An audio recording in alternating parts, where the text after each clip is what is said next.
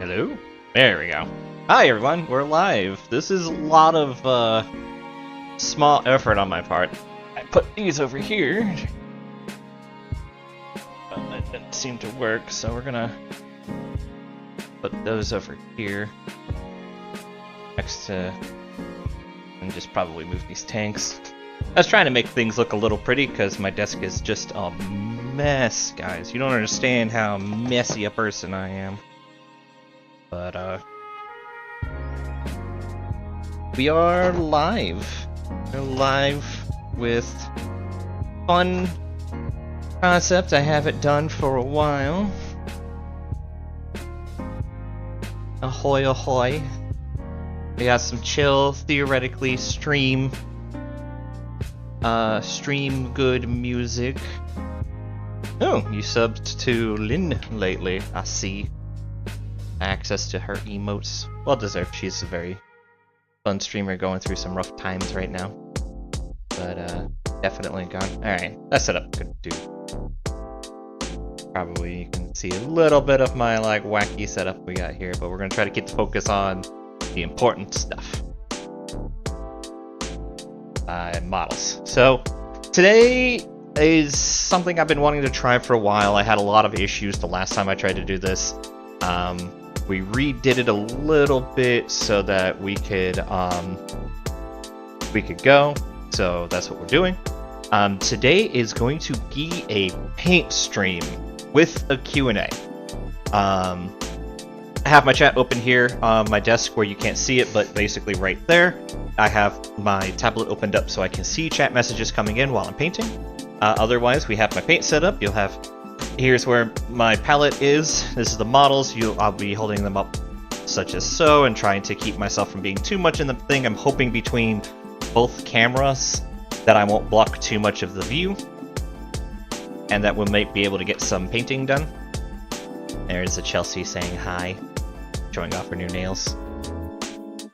But yeah, we'll be going back and forth between the models here. I'll be looking at chat, so if you have questions, I will do my best to answer them. Going through them. I'll answer just about any question going on today. And I'll try my best to keep my cameras focused. They can be a little weird with the auto-focusing thing. Let me see if I can fix that overhead problem.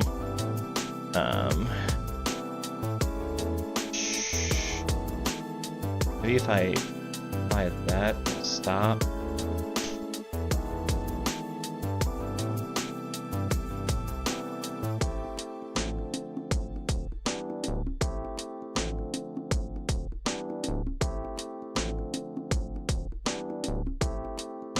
Might be that tell.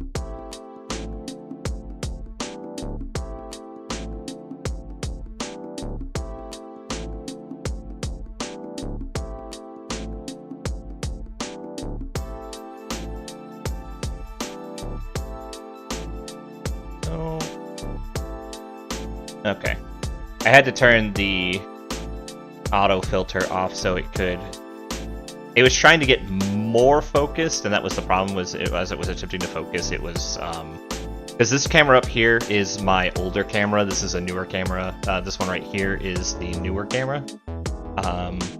So it's better at doing the autofocusing. Like you can see where it's autofocusing on my hand a little bit better than it was previously. So how this is going to work. We're going to try to keep things PG, as it were. You can ask me just about anything on the menu, and I will tell you whether or not I will answer that question, or if I am uncomfortable answering it, I am allowed to deny any question.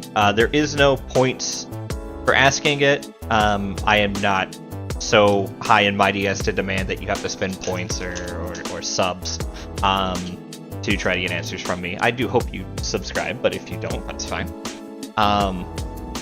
What we're going to do here is we're going to just focus on trying to get... I'm a bit far behind on my painting.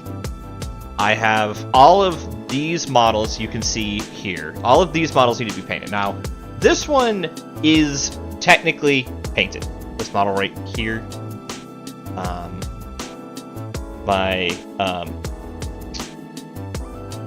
me just see if I can get the focus back on it. It's really wanting to focus on my hand for some reason. But this model right here is my fully painted, is a fully painted model.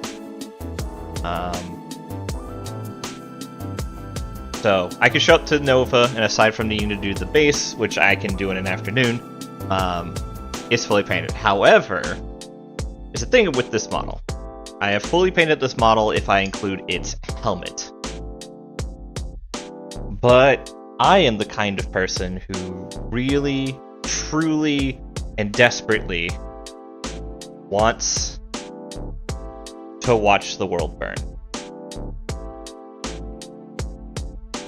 Oh, I want to put it like that. There we go. So you can kind of see how that model looks. Could try flipping this actually. Let's try transform. Won't let me. Oh, it's because I have it locked. Alright, let's try now. Transform. Rotate 180 degrees. Okay. Now, when I point up, it'll look normal from my point of view. So, for you guys, it'll be the same either way. But yeah, you can see helmet is kind of painted up, finished, hard to get filtered because of how my cameras work. But yeah, you know, it's a fully painted model. Even did cool effects with the swords to make it look kind of flaming, and I even put a little blood splatter on it because I thought that was just kind of cool. Like, you know, little things I could do for the model. But I'm the kind of person who likes to start fight with stupid people in the Warhammer community. So what I got, kind of hard to see, but we'll try to get to it tonight, is a female. Kinda. That's you almost got it. Maybe if I do it like that. A female head for a Stormcast Eternal. And when I put it on right with the magnet, it actually doesn't look that far out of place in comparison to the male heads that can be on here. That's because the Stormcast Eternals are, you know, Custodes Space Marine sizing in terms of how they designed them. So, we might get to that head tonight. We'll see. I'm gonna, for the most part, the method I use is just straightforward layer painting. I add the layers bits at a time. I did kind of slap chop the base layer of white, but I have learned that white is a color that the grayer you do it, the more white it looks. If you get my understanding, the lighter the grays you use, the better. That being said, there are two paints that I live and die by when it comes to painting white. Let's see if I can find the other one. The first one is 4X white. Very good white base paint that I use pretty much for layering my entire army. My White Scars army I did that way with it. And it's a paint I solidly 100% endorse and recommend anybody use. I can't find missing my paint. Here it is. It's all the way over there. I'm with my golds. Why are you over here? I need you. Alright. The other paints is Pro Acryl's Bold Titanium White. This is what I use for edge highlighting / dry brushing, and it basically is what's on all the edge highlights for these models. They're very good. It's a very good paint. Very white without being chalky. Which tends to be a problem with a lot of whites. And really kind of brings those edges to life, because the trick with painting white, if you're here to learn how to paint white, I have painted lots of white over the years, so I will tell you what you need to know. Painting white's a bitch. For instance, here's a squad of snipers I have just set to the side for me to just paint for a while, instead of Marine snipers. This was primed with, I believe, Corax white when I first got it, because I wanted to do more White Scars, and I was trying to learn how I was going to paint them. Corex White spray paint is one of the best white spray paints out there. Is it really expensive? Yes. Is it good? Yes. Do other people use different stuff? Yes. Have I used different stuff? Yes. Did that other stuff work for me? No. I have no idea what kind of voodoo witchcraft magic that people like people like Goontown Hobbies like use for their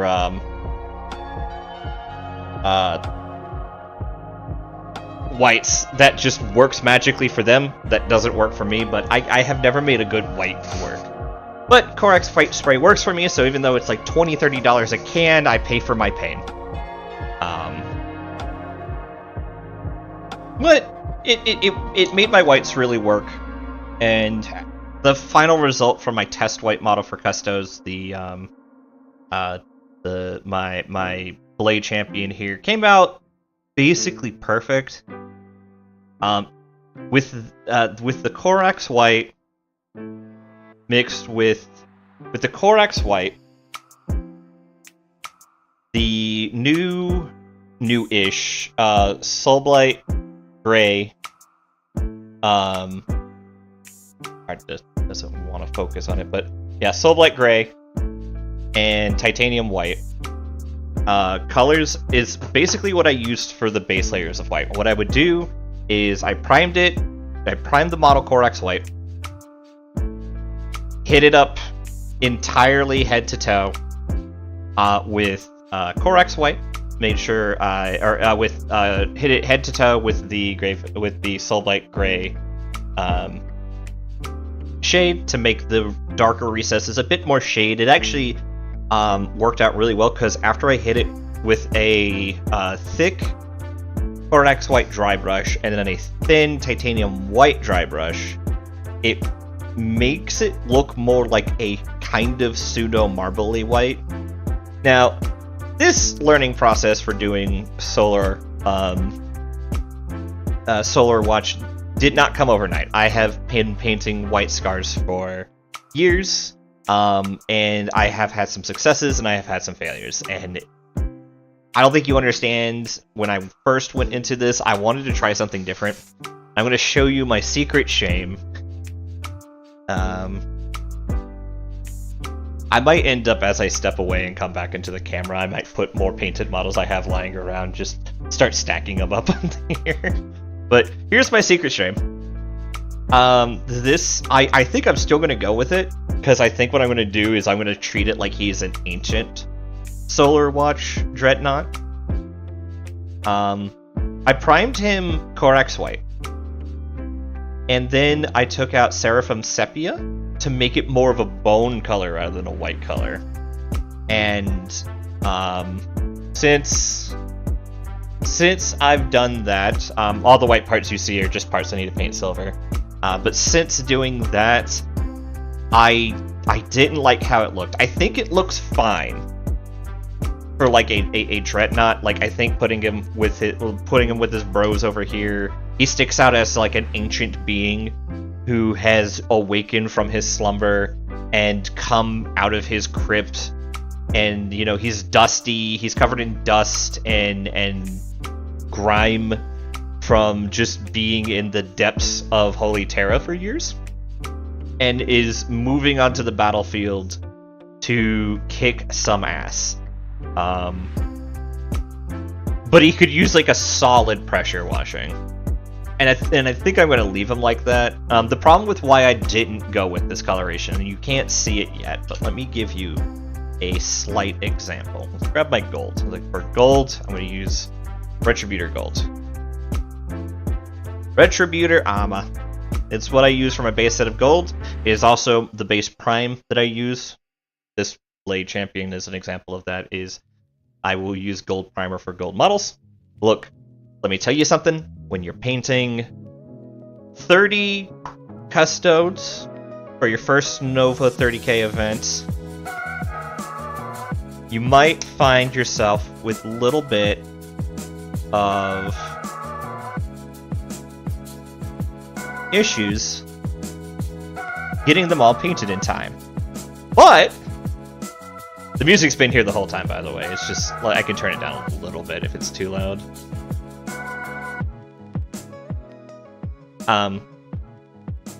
But when you prime it gold, you cut out 60% of the painting you have to do. So let's see, what's a good... I think this leg will do good. We'll put some gold on here. It's kind of hard to see. And you're gonna very quickly understand why I didn't want to stick with this bone color. Who is my favorite non-Imperium named character? Do I have to have limitations that it has to be any character that's non-Imperium? Does it have to be non-human? Or does it have to be,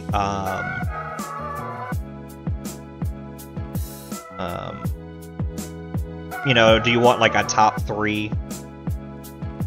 A Xenos. My favorite Xenos character. That's, I would probably say in order of top to bottom. So here's my top 3. I would say number 1, Xenos character, non-Imperium Xenos character, is, you know what, we'll start at the bottom actually. I'll leave you guys in suspense. Number 3 is Ghazghkull Thraka. Having read his book, he is an incredibly fascinating character. He has a lot going on for him in terms of like depth and like weight. He manages to be an orc that has like very deep character without necessarily like leaving that orc comedy archetype.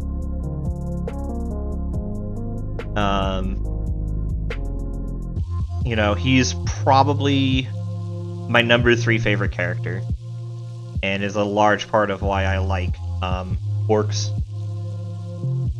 as a faction. Because one of the things is I liked orcs when I first got into it, but then I just felt like they were... While I liked orcs, I didn't like so much that they were kind of just the joke of the setting. And don't get me wrong, when orcs are done well, they are truly, truly horrifying. But,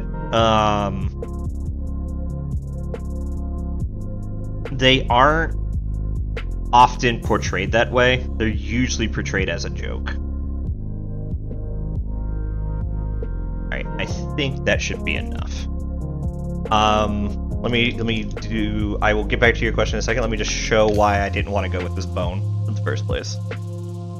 Alright. So, let's use this camera real quick. So as you can see, I painted, half of the leg gold. And aside from it being a darker yellow, it's very hard to tell that I painted it at all. Now noted, I haven't shaded it, I haven't done any sort of like highlights to it. This was just a very like quick and dirty like paint the gold in. But you can sort of see that aside from it being reflective, it just sort of blends into the background here. He's not very well maintained, he's not very well done, and I realized this very early on in the painting process, that this wasn't going to work. Now, this was learned the hard way. Let me go find one. See if I can find her. While I'm looking for her, let me tell you what my number 2 character is. My number 2 favorite non-Imperium character is... that's Slaanesh. My number 2 non-Imperium character, non-Imperium, non-Chaos, is Shadowsun. Shadowsun is my second favorite character. I think she has the most like interesting depth to her, because I'm not actually a huge fan of Farsight. I'll pull you out for later. I'm not a huge fan of Farsight. I think he's fine as the like resident, like, you know, quote unquote good guy character. He's fine. But my biggest problems with him is more or less that he's just sort of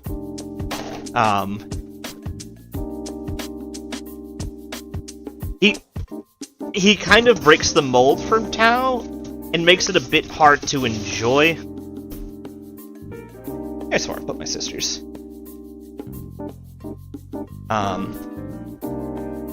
So it makes it a bit hard to enjoy. Whereas Shadowsun has like the whole lore of not being 100% trusting of the ethereals, but still working within Tau Va society.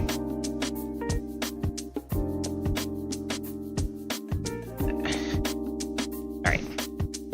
Stick these over here for showing off more work. I'll have to put them away later.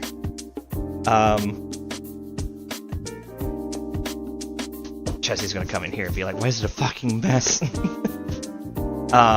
So Farsight, he kind of defies the Tau, which makes him an interesting character, like lore-wise, but I think Shadowsun, who also has problems with the ethereals but still wants to work within Tau society, is just a bit more interesting. She has depth, she has interesting interactions with other famous characters, including Kayvon Shrike, who she duels and almost out-stealths, but he actually out-stealths her, and not Jagatai Khan, Corsaro Khan, who I have over there somewhere. Corsaro Khan, who is a well-known notorious hunter, where she manages to out-hunt him and get him into a trap so that he can't take her alive. But she actually is still one of those, like, she still loses sort of things. But I think Shadowsun's a very interesting character. So, here is the first Sisters of Battle I ever painted back when I was going to paint Sisters of Battle in a color scheme I called Order of the Scarlet Dawn. Or Scarlet... Yeah, I think it was Scarlet Dawn. You can't... It's a little hard to see, but it's bone armor with like some gold trim, and the gold trim just really, really doesn't work well with the bone armor. So it kind of, like, the red really pops because all the yellows are the same, but the yellows are the defining armor trait, and it kind of just sort of ends up looking kind of mid. So that's why, like, after I started working on this guy, and I was like, oh, when I do the gold on him, he's going to actually look pretty bad, I changed it and was like, I need to come up with a different scheme, and that's when I decided to look up some stuff, and found out that I could just do up my guys in, like, a white scarish color. You know. Well, and that's why, if you're wondering, that's why I kind of went with a white scar color. Also, I just like my white scars, okay? Like, pain in the ass to paint they are. They're not impossible. So yeah, I'm just gonna start piling stuff over here. I actually have a few example models I've left over there. Let me put this box out the way so at least I don't trip over it when I'm walking back and forth. Alright. Number one favorite Xenos character is a nefarious fucking elf. And it's Lilith Hesperax. It was always going to be Lilith Hesperax. I don't know why anybody thought it was not going to be. There's other characters I really like. Malgan Ra is a very fun Eldar character. I like, but like named characters, Lilith Hesperax hand down is probably one of the more fun ones. In her recent book, which I highly recommend about her, is just this very solid introduction to her character and how she like thinks and acts, and it made it really enjoyable to read. So yeah, that would be the character that I would pick, would be Lilith Hesperax. Let's see. All right, start with something simple, well, so I can keep it up. So those are my three favorite Xenos characters. It's your boy, your big old boy, that's airbrush. I don't want airbrush paint. Your boy Gazgul, Shadowsun, and There it is. Oh no, wait, this is Black Legion. Fuck. Is my black already over here? And I'm blind. Irx Earthshade. Black Templar was already over here. Damn it! I'm an idiot. But yeah, that would be basically the breakdown. It's like Shadow Sun, or Gazgul, Shadow Sun, Lilith Hesperex, and Lilith Hesperex is my favorite. So those are my favorite non-Imperium characters. Now, if you get into Chaos non-Imperium characters, by and far,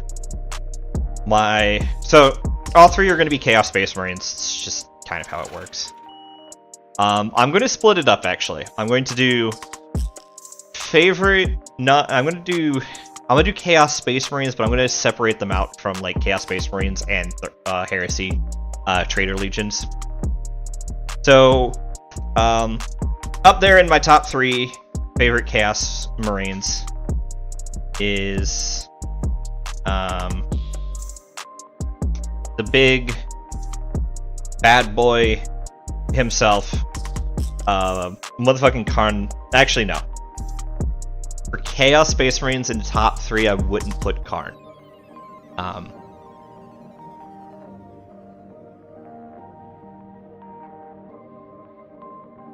Not that I don't love my Chaosy boy, but I would say Karn and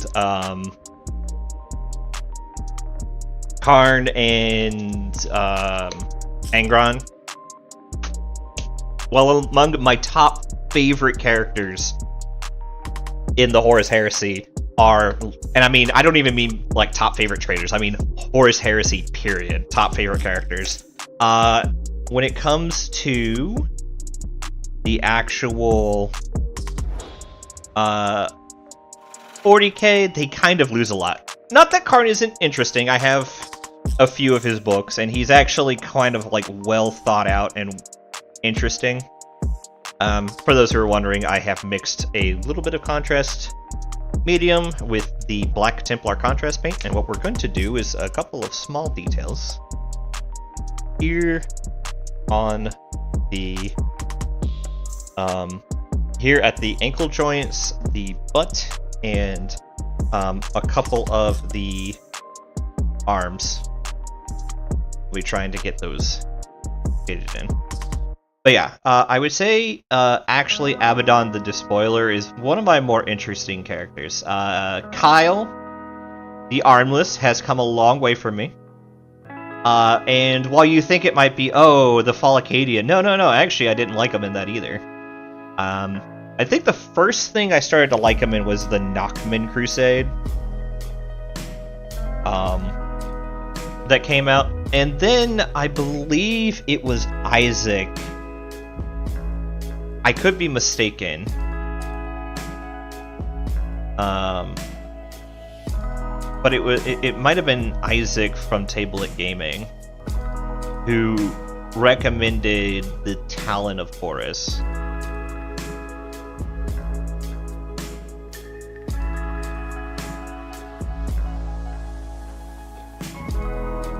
And I read it. I got it. I got the audiobook on Audible 1 month out of the blue. I just really wanted to. I was like, you know what? I want to see what all this like hubbub is about for Abaddon. Why is he such a likable character? And yeah, you know what? He was really good. I'm not gonna lie. Apparently, I'm missing out on late era Abaddon, because I did like Abaddon a bit in the early era. Early era Heresy, he was pretty interesting. Horus Rising, Galaxy in Flames,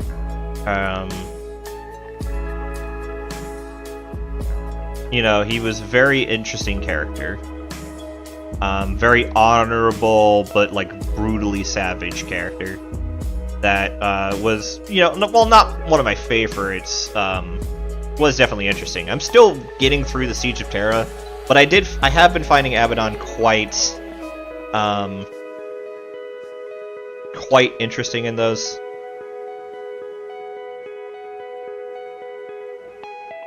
Trying to keep which arms go with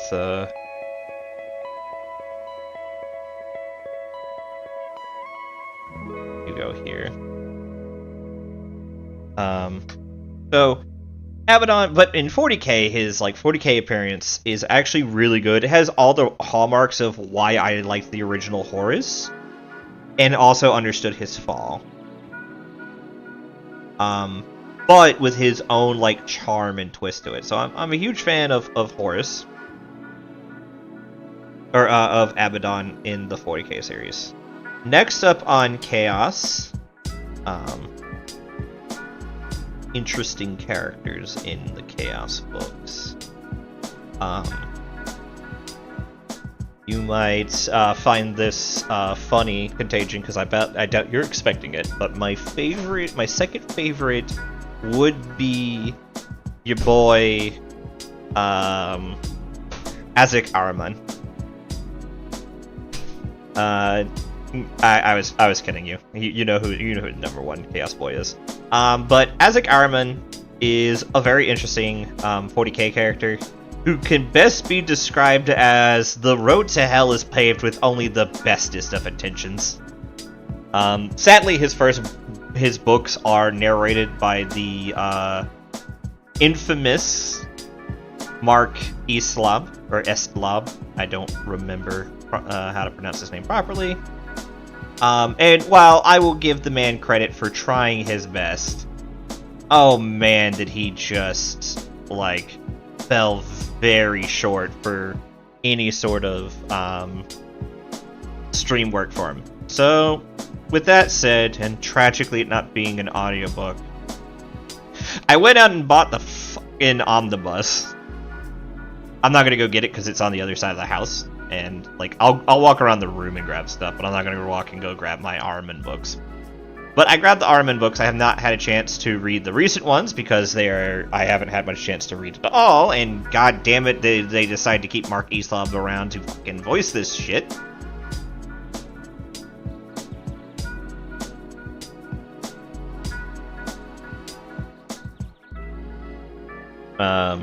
So he's still around, sadly, voicing Ahriman, and kind of really preventing you from getting to know Ahriman properly. Which is sad, because those books are actually really, really good, and Ahriman's a very interesting character. Again, he does a lot of, things he's trying to do is to, undo the Rubicon. He's actually found at the start of the books in kind of, 500 years later, or 5,000 years later, I'm still around, I'm very much hunted by both the Thousand Sons and the Space Wolves.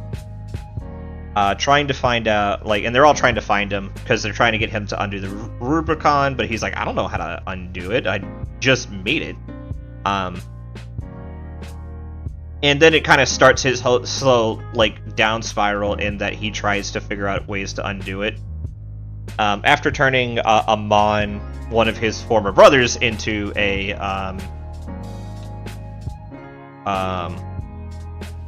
Rubicae. The interesting thing I like about Ahriman, though, is he doesn't treat his Rubicae brothers like they are nothing, like some can do. What he tends to do is he tends to call them by their name, and by calling them by their name, they actually remember parts of themselves. So they're actually able to respond, kind of. Most of it's hate. Most of them really hate him. But he realizes that if he keeps this up, maybe they can one day find themselves again. So these are little cute things he does to kind of really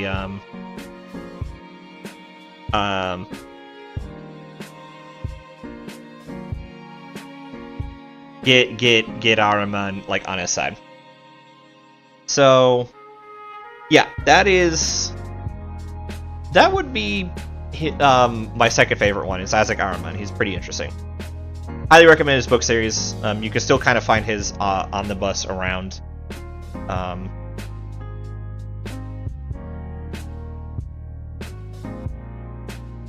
to keep these guys in a slight bit of order.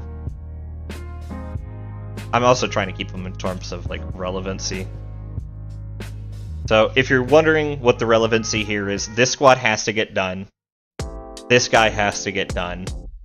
This phase has to get is not required to get done, so it's at the back. And this guy I don't require to get done, but I want to get done in case I decide to change my list. I basically only run squads of 2, and I already have a squad of 2 Shadowkeeper Custodes, but I want to finish him up and have like a full, like, I could do it either a 2-man or a 3-man if I want to. Just don't go away. But yeah.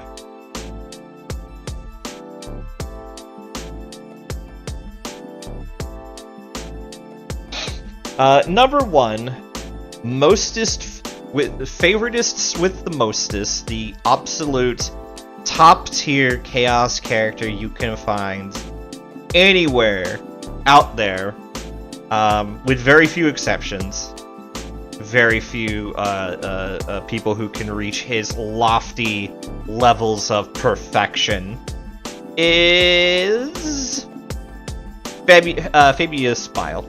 Fabius Bile is like by and far one of my favorite Chaos characters. Legitimately, for a while, I was debating doing a full-on Chaos Space Marine army, and this was almost a Chaos Space Marine army.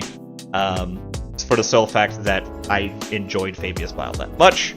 One of the models that I'll be working on as soon as I get a little bit more time is the boy himself. I actually do have one. Sadly, he is in the shame pile. I have fun plans. You can kind of see how his cloak has different etchings on it. I have full-blown plans to absolutely and 100% paint each of these patches like different skin tones, like Tau blue here, Orc green there, different levels of like flesh colors, and really give him like a sparkly, flashy cloak. I know that's not lore accurate, but I don't care. I like painting multiple colors. In fact, this right here, this squad is a Road to Hell paved with good intentions squad. I really wanted my army to be very colorful and show different factions of Custodes on the table, not just the one. And yeah, that led to this whole project. And where is that? Here you are. Need to get more of the contrast medium. So yeah, that is kind of what we got going on there. I'll be very careful, I don't want my contrast medium.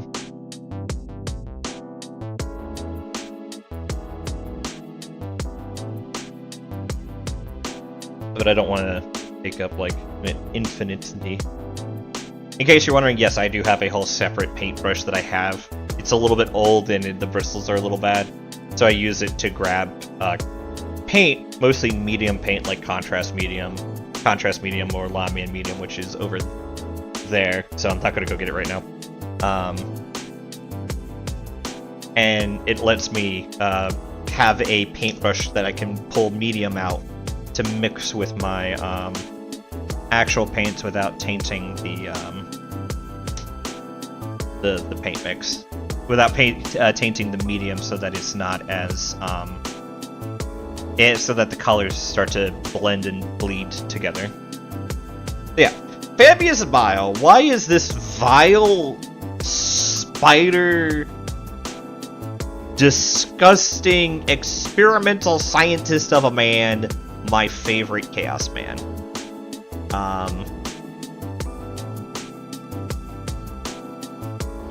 Quite simply, it was his book series. Highly recommend some of my favorite books in 40k. Does require a little bit of 40k lore to understand, but like not the worst. He does explain a lot of things that he does. But basically, this is sort of Bile before his 40k incarnation. Now, I actually do have the War Within book series, Psychic Awakening book, War of the Spider. After I read the book series that came out about him, I got that to learn more about him, and I will be frank, it was really good. His lore in there is just like an absolute treasure. I think that's everything. I don't think this arm. You're good. Only a couple of bits.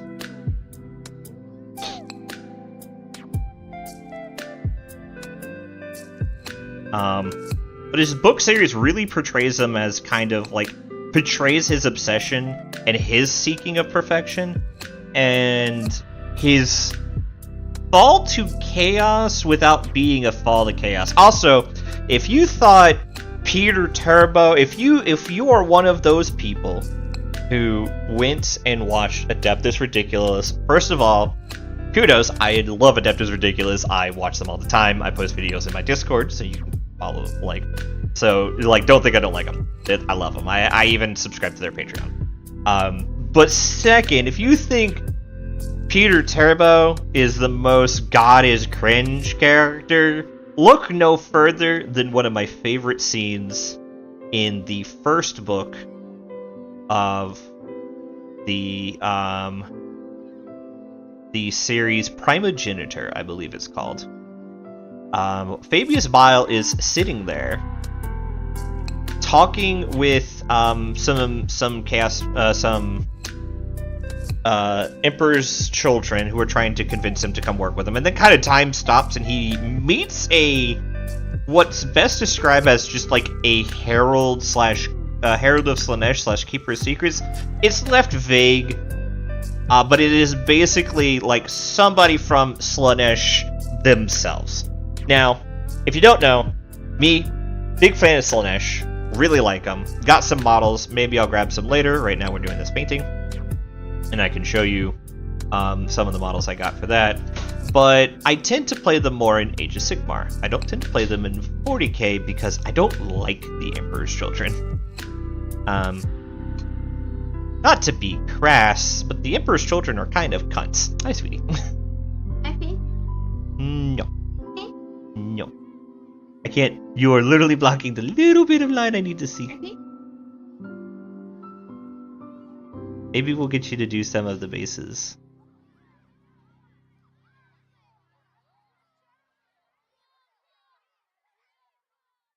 Yeah, no, I got a camera, be careful.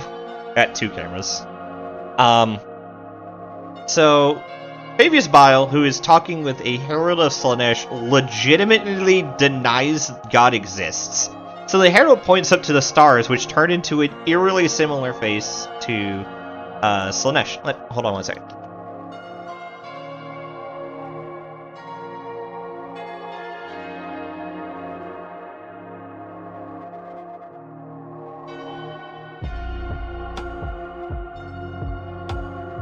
So anyways, meeting with the Herald of Slaanesh, and the stars turn and align into a look of Slaanesh. So, Fabius Bile has a literal chaos god so obsessed with him that it personally stares down at him from the warp. To prove it exists, this had such a profound reaction on Fabius Bile that his body legitimately was struggling not to shut down. His adrenaline was pumping to fight or flight situations, and his body legitimately could not control himself. He literally felt his organs failing and dying as he sat there. And this motherfucker still denied that Chaos Gods were real. Still denied that they were a thing. Went on to tell everyone in the room that Chaos Gods are fake, that warp entities are just Xenos of the emotional spectrum and should never be trusted. And this guy just hands and knees down. One of my favorite characters, just ever, because the cojones on this man, the sheer, just fucking adamantium testicles he showed up with to tell a god that you're not real to its face, is just priceless, and I just can't with him. He is by far one of my favorite non-Imperium characters ever. In the top list of non-Imperium characters, he is number one in a list of 40k characters, he's number 2. Now, in terms of all of the Heresy, or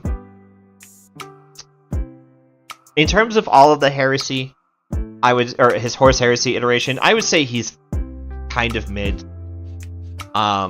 He has some interesting parts, but he's very much a side character in everything that he's a part of, and it really hurts him to his detriment, and it makes me kind of sad because I really do want more from him, but we'll take what we got. So yeah, those are my favorite Xenos and Chaos Imperium characters for you. So hope you enjoyed. Let's see. What do we got? All right.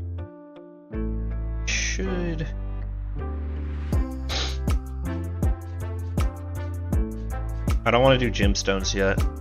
I'm trying to figure out what I can do next. You know, we can do plumes. Better than my small layer. Put it.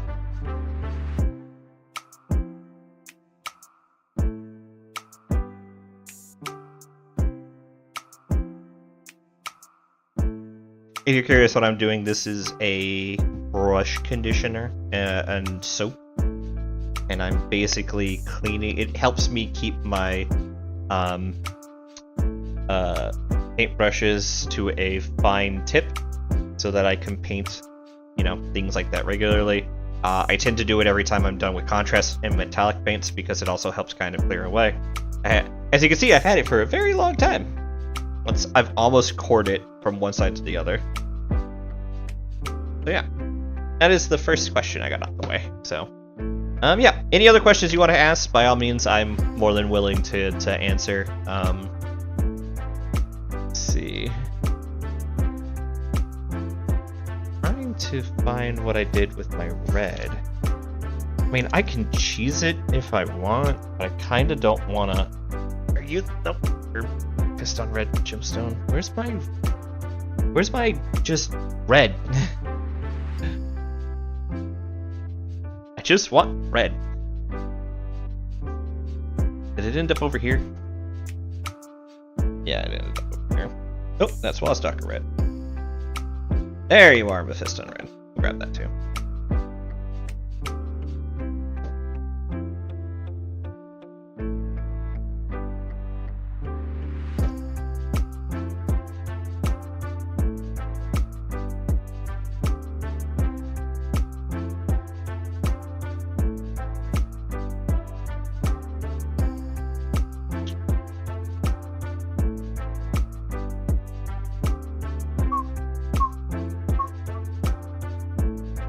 Alright, so we want a better paintbrush than that. Let's go with this, my small layer with a point. Small base.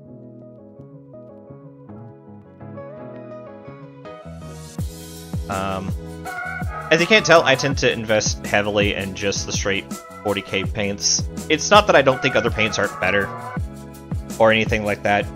It's that I trust this brand. It makes it really hard for me to use non-paints from them. Like I said, it's like I truly need a really above and beyond paint to do it, and that's why for whites it's like bone. This paint right here is truly like, you have to understand how special it is for me to get something like that, because you can see over here, as well as what I keep pulling out is like, this is the paints I tend to use. To be fair, it started with me using Duncan Rhodes as my paint tutor, and since he was a GW employee at the time when I was learning how to do paints, he used Citadel paints because, you know, corporate sales. And since then, I have basically just kind of kept up with it.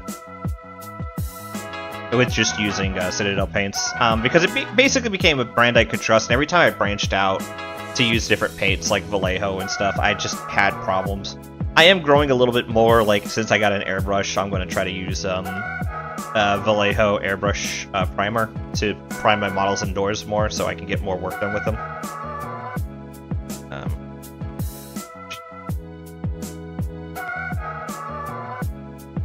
If you're wondering why I keep removing the arms, it's hard to hold onto a model who's magnetized because you can see like my grip is kind of a little shaky because it's not a strong point, whereas when I hold it on like that, sure, my grip's a little shaky, but it's much more firm.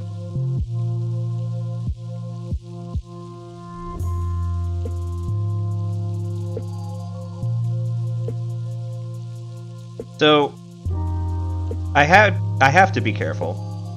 Because the thing is that I tend to use Mephiston. I could cheat, and instead of doing different layers of red, I could have just done the contrast Blood Angels red, which I will need later. But I tend not to use it except for as kind of like a like wash replacement. And the reason why is I've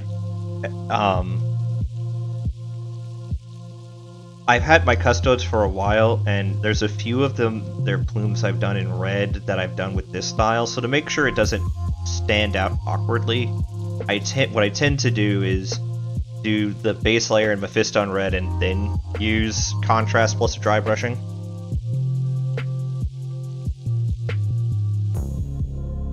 And with that, my technique gets a little bit more consistent across the entirety of my army. But I didn't want to keep it at just the red with a Nuln Oil wash and then dry brushing, like I did a lot of like red hair colors. There's also something you need to know about painting red hair. You don't paint it red. It's orange. For true gingerification coloration, you want to do a. I don't think I thinned this properly. Like, it's still coming out fine, but I should have thinned it. Oh no, I did. There's red in my paint water.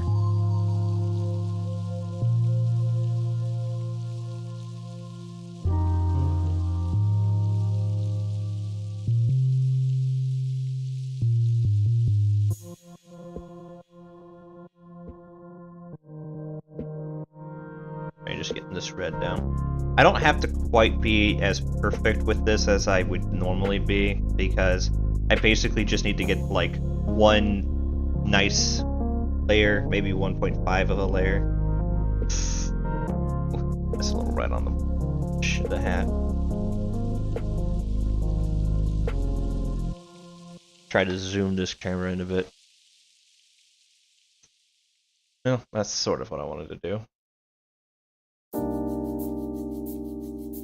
Alright, we're gonna go to the overhead camera, going to properties, your video. What I'm gonna do is I'm gonna try to zoom it in a bit.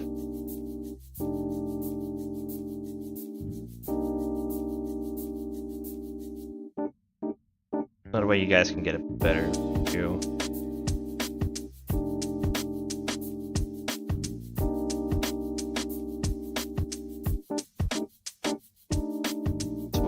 I think this camera has to be way further out than I have it, but I don't know how to improve that.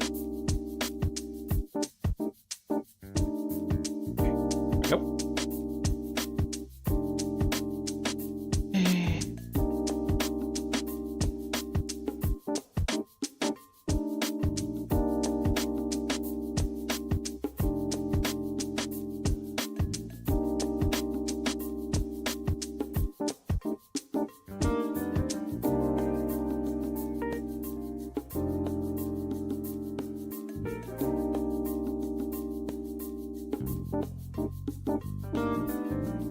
Alright.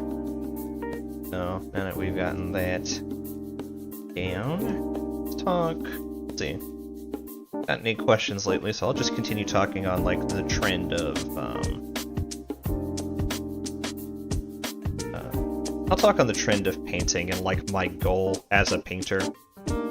My goal as a painter is not to win a painting competition. I am a decently skilled painter. Let me get my work real quick. I have some pretty good skills as a painter. I've done, you know, I've got a couple models that are slap chopped up that I've done a lot of like fun like detail works on, like all the blood on her hands and the blade. This model's just generalized coloration and just the way it pops. But like, you know,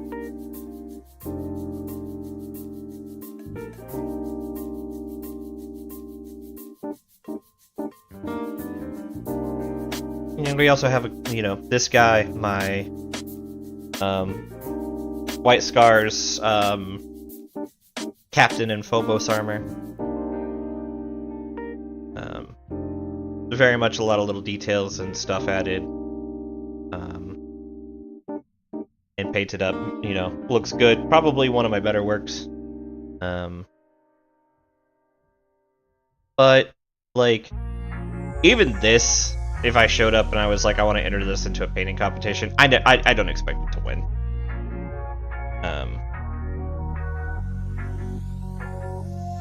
I don't expect it to win at all. So rather than trying to like win a competition, I want what is referred to as 3 foot good. 3 foot good is the concept that my army, if you look at it very closely at the details, is a little funky. It's a little not 100% great. Trying to remember to keep this in the painting. You know, it's not great. It's fine. I want to have a little bit of pride in my work. I don't want it to look like trash. But my overall goal, and this kind of comes from having friends who are actually really exceptionally good painters. My overall goal with my painting is I want to be able to sit this on the table. You know, set him down on the table. Move him across the board and go, he looks good. I like him. If my opponent went, your army looks really nice. I have done what I believe is my part. I've done the best I can to make this look good, to make this look viable. And, you know, that's enough for me. This model doesn't look particularly great. But she has a sort of level of details on her that if you look at her from 3 feet away, especially in certain lighting and like stores and stuff, she looks fine. Like she sticks, you can see enough like fun detail was added to make her seem interesting, make her seem vicious. But she's not like, she's not winning a painting competition. But she still looks good. She looks good. And I think some people miss like good enough sometimes. They get really overworked in it, but it's like, I want to be able to sit this down on the table. My buddy Ben, who you know from the Elden Ring videos and streams, paints his Thousand Suns in a very noticeable paint scheme. And when you put it on like in a very noticeable 30k like paint scheme of like candy apple red that's metallic and gold. And he has yet to get a white paint scheme that he really likes. But he paints his armies so good for like, I don't want to say little effort because he'll tell you it's a lot of effort. And to be fair, he has to prime it silver, then take his airbrush and go over it with a candy apple red, like thin, I think it's Angron red paint. It went out of style for a while and then it came back in. Airbrush paint that goes over like thinly. It makes like a more metallic color look. It sticks out a bit more.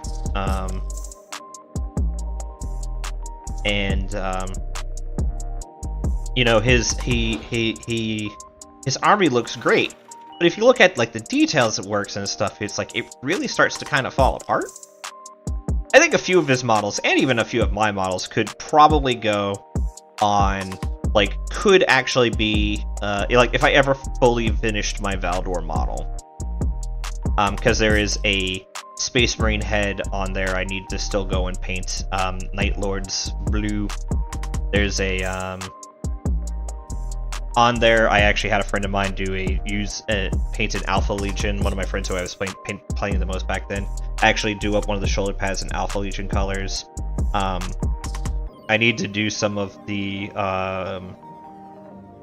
I want to do some of the crimson and red style of like the stones, and the style that my friend Ben does his like Thousand Suns in, to make like the stonework stick out a bit more and have like more vibrancy to it. And then I could probably like actually throw it in like a painting competition and be like, I wonder if this would win. Or, you know, do decently. But my custodes, my custodes going on the table, like, nah, fam. Like, I do good work, and I'm satisfied with that. Some of my friends need more, but I am satisfied with my work. Against most of my friends, I say I paint at least as skilled as most of them. But I've been painting for about as long as them, and all of us have learned and taught each other a lot over the years.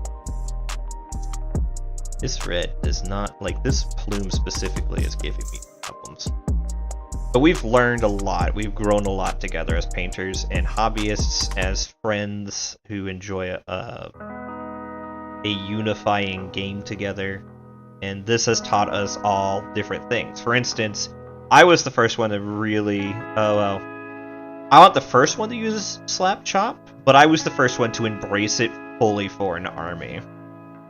And I have Brennan, who is from Table at Gaining, also uses Slap Chop for some of his armies. And I believe both Brennan and Isaac for their Conquest stuff, because they tend to try to stay on top of Conquest, and they're one of the leading channels for that kind of YouTube stuff for that. Also use a lot of Slap Chop for their models to kind of get it done. And that really does, like, it gets a lot done, but, like, Slap Chop has its faults. It looks really good if you want, like, a gritty looking army, and at 3 feet, it looks great. At 3 feet, it's also not winning me any awards. It is perfectly salvageable.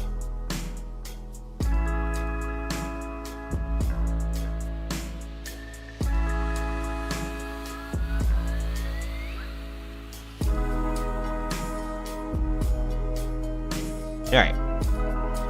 Damn. Vibrant ass blooms.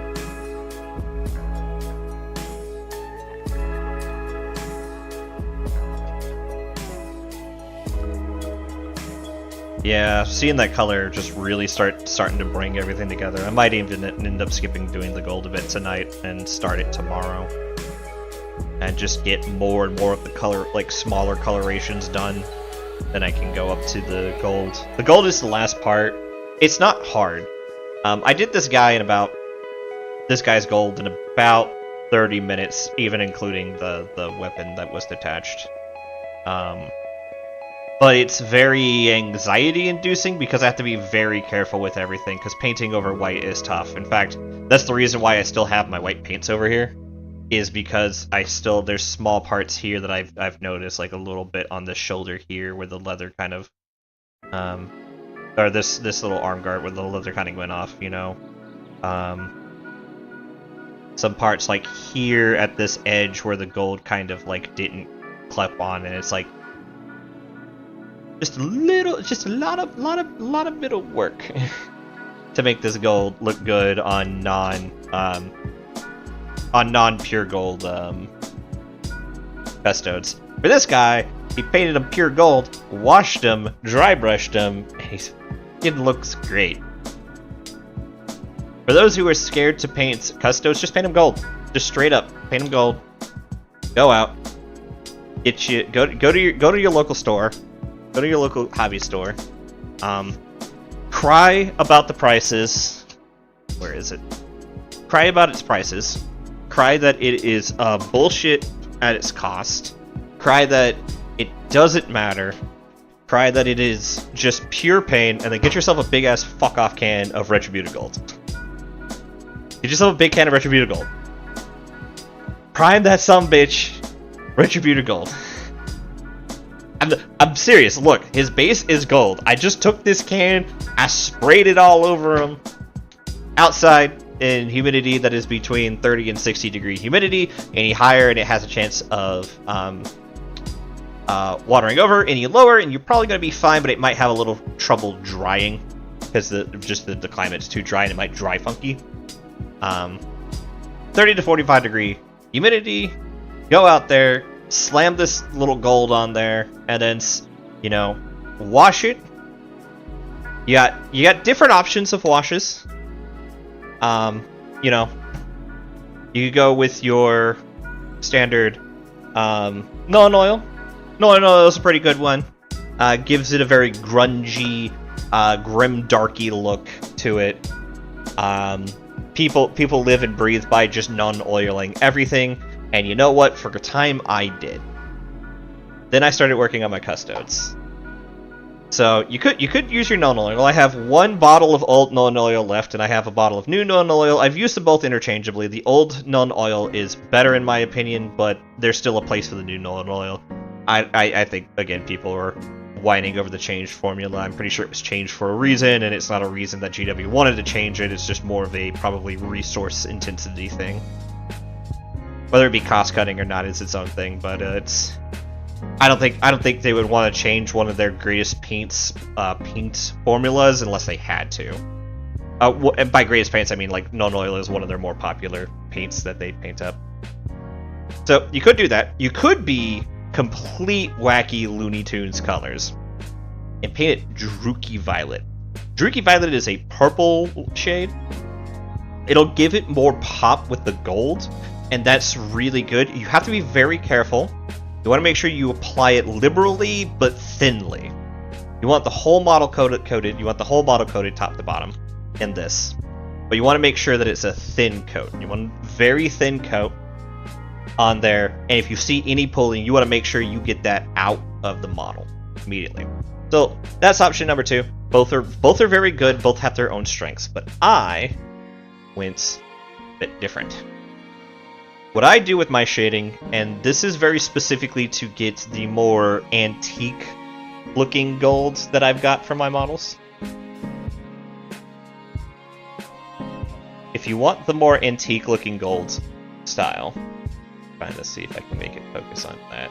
For some reason it's focusing more on my hand than on the model. But if you want the more antique looking gold that I've got going on, your paint of choice is Agrax Earthshade.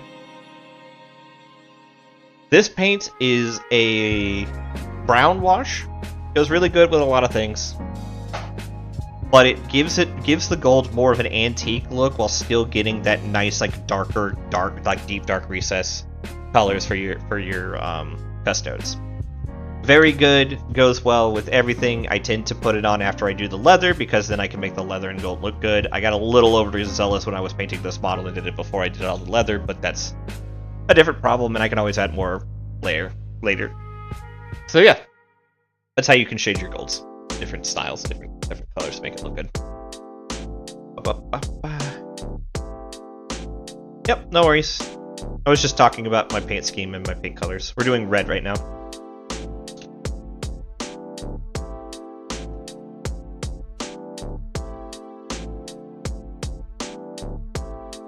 That's rough. Bit of an issue to clean up.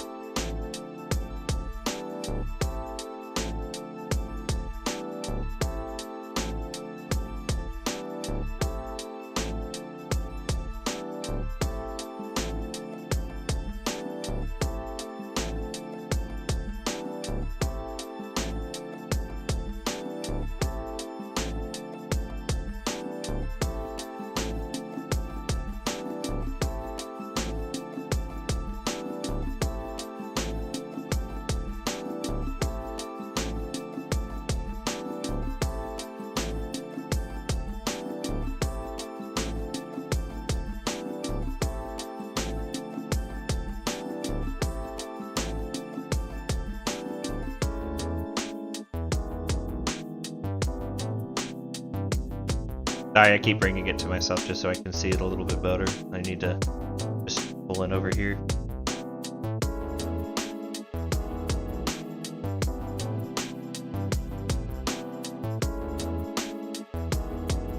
How am I currently feeling about Elden Ring? I like it. I think I like Dark Souls 1, 2, and 3 a little bit more. Elden Ring's combat system is by far superior, but I think its lack of linearity kind of pulls from it tells storytelling with its open world really good. Was Margaret like the first boss? I'm trying to remember. I don't know much yet. Or is that like the castle I'm in? Its open world is very beautiful, very interesting to explore, and I do like it. But I feel like there's something lost in the game that I picked up from playing my playing Dark Souls 1, 2, and 3. Dark Souls 1, 2, and 3. Dark Souls 1, while not the most linear, was still like a base linear experience. Go this way, do this thing. Dark Souls 2 was very specifically like, yeah, you can do these things in any order, but you're gonna get your ass kicked if you go in the wrong order. You know, you could go fight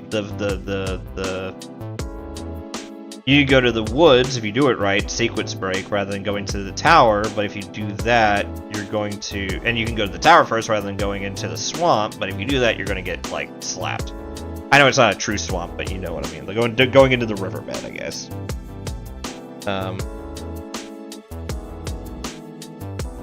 That was the first boss fight. That was the first time I felt challenged. Like, don't get me wrong, I've obviously struggled with like certain world bosses, but like, I've gone into several like dungeon rooms and fought bosses, and there's been a few bosses that are bullshit, and maybe it's because I've done them with like I've been very quick to call you guys because I want to treat this the Elden Ring adventure more as like a loose co-op game rather than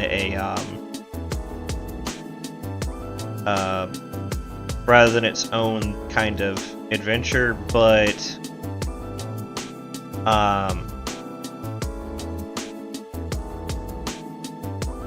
I'll fully admit that some of the bosses just don't really feel like bosses to me.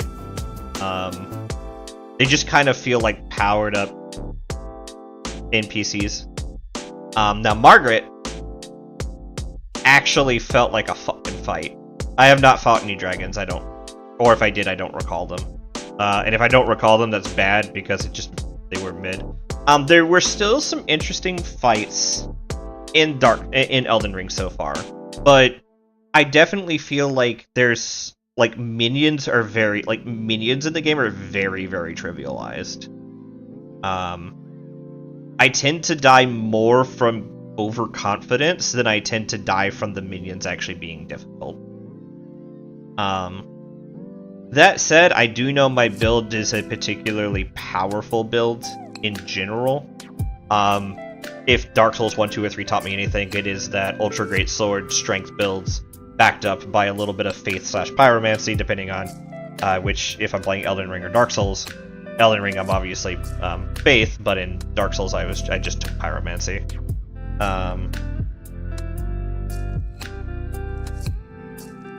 Margit, though, actually made me stop and go, okay, this is a FromSoft game. I've been a little on my high horse about like not feeling this is right, but this is actually a Dark Souls game. And then I went back to the castle, and the castle hasn't really felt like a threat.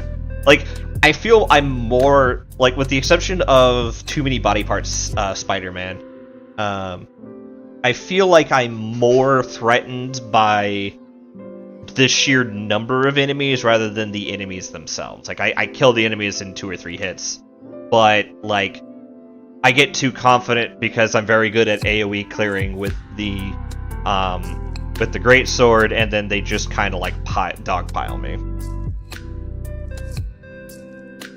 So I haven't done a Dark Souls dragon fight yet. I do know that the secret boss in Dark Souls 3 was... Oh man, gotta be careful.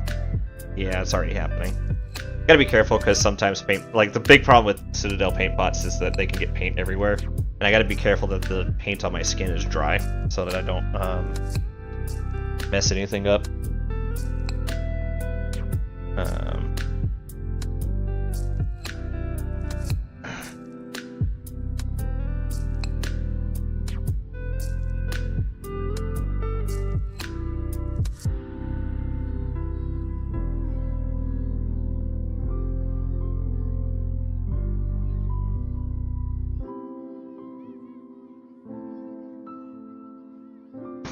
But yeah, Elden Ring is not a bad game, and I have much more of the game to go through for my opinion to be changed.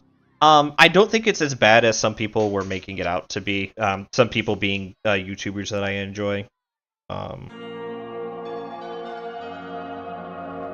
I don't think it is nearly as good as the Dark Souls 3, especially for me. I know you don't like me talking about the Forbidden game because you had a lot of screw-ups with it, but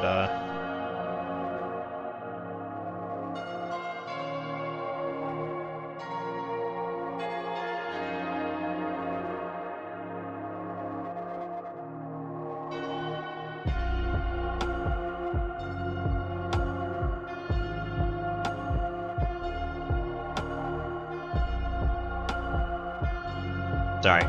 I needed to make sure I got that front part perfectly, and the angle was not good, so I had to pull it closer to the chest.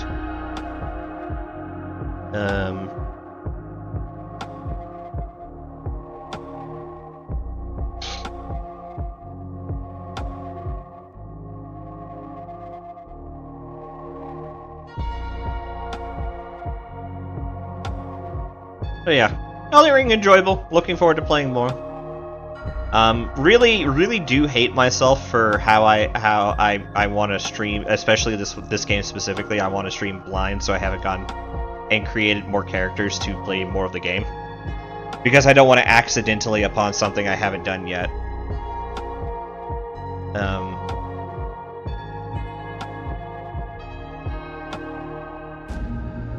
I do need to get back to my mage playthroughs of Dark Souls 1 and 3. I'm thinking I might do another 1 and 2, but I also might do a full like faith build in Dark Souls 2 after I finish my mage build of Dark Souls.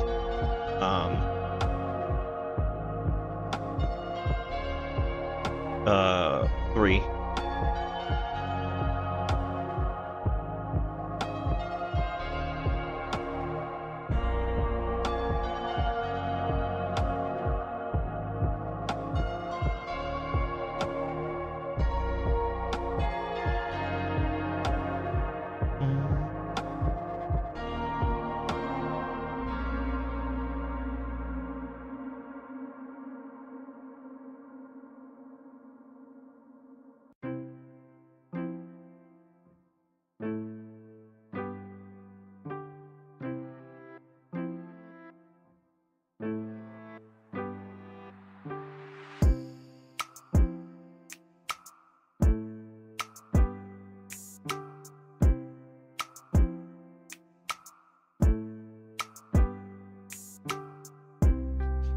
Alright, just trying to make sure I get all these.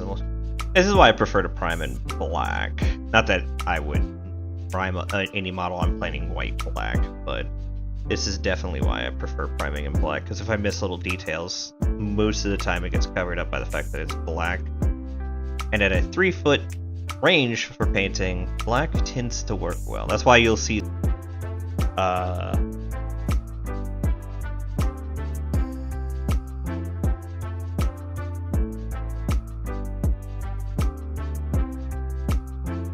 you know, black to him, and you can't really see all the parts I missed with my airbrush because it's just like, oh, it's airbrushed.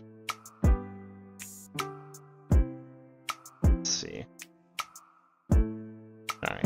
Well, I think I thoroughly answered that question. if it is unsure,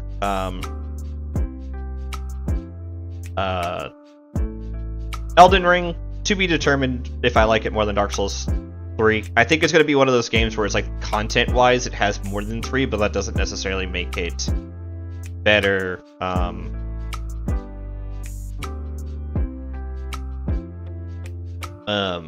Gameplay-wise.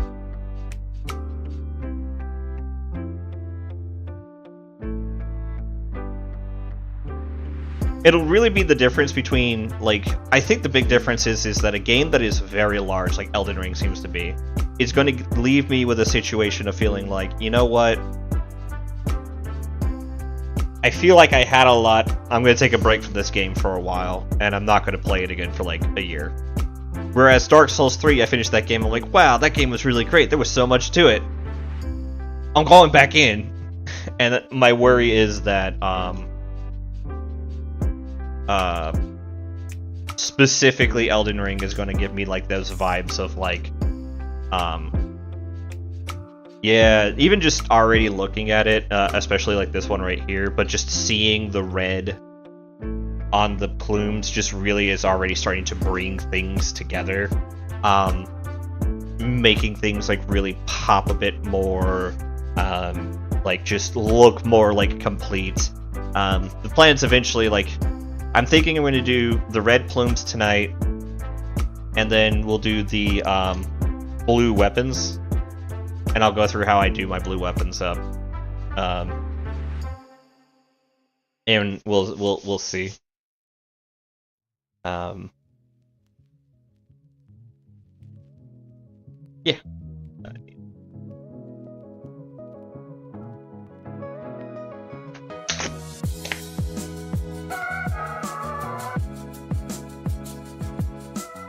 We'll get the red done, and then I think I'll take a break.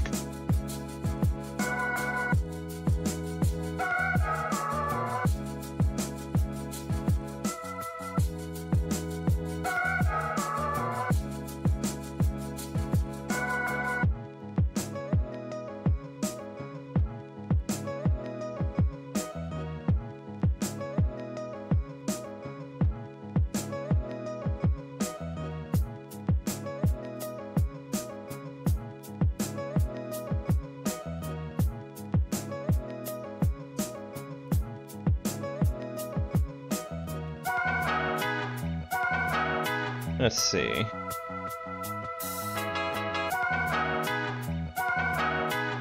Could do. What's the next questions I could ask?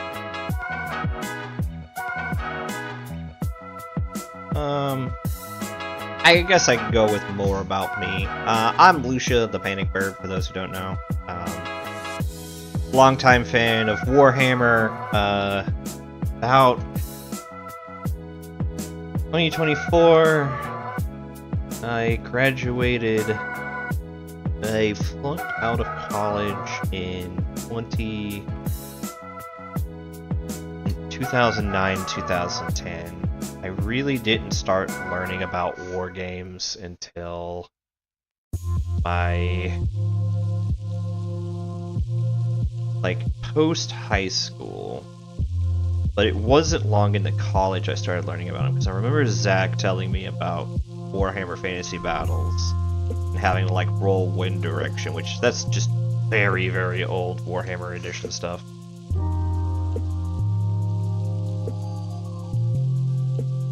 It's also Warhammer Fantasy as far as I know.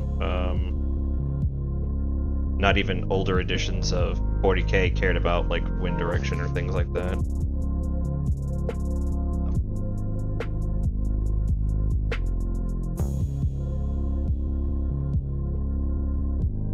So,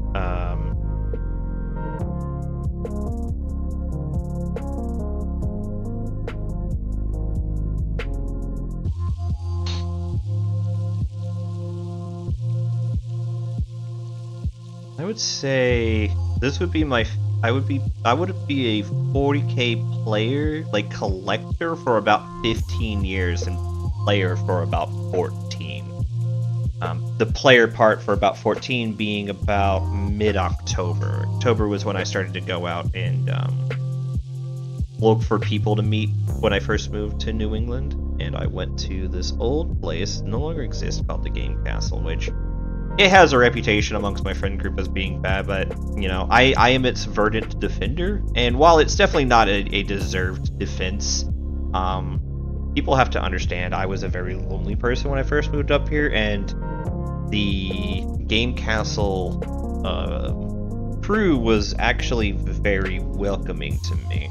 I know that wasn't the same for other people's experiences, and that colored them to be a bit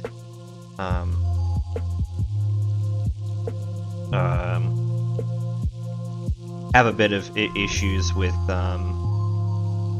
the owners and the people who ran the store. But to be just completely honest, like, it was my place. It was my haven from loneliness. I met a lot of my long-term friends, Kai Divi, Rin, several other people who I'm still friends with to this day. People who I love to game with, like John Green and Cardin. It's all sorts of, like, reasons for why I like enjoyed that store, and I'm sad to see it go. Played a lot of different games, collected a lot of different stuff. To this day, I would still say my favorite gaming system is not 40K or any of the Warhammer variants. It would be Warmahordes, and I learned about Warmahordes from... Well, I knew about Warmahordes ahead of time, but I really sat down and learned about Warmahordes because of people who had... For those who don't know, Warmahordes is War Machine Hordes. It's probably the most...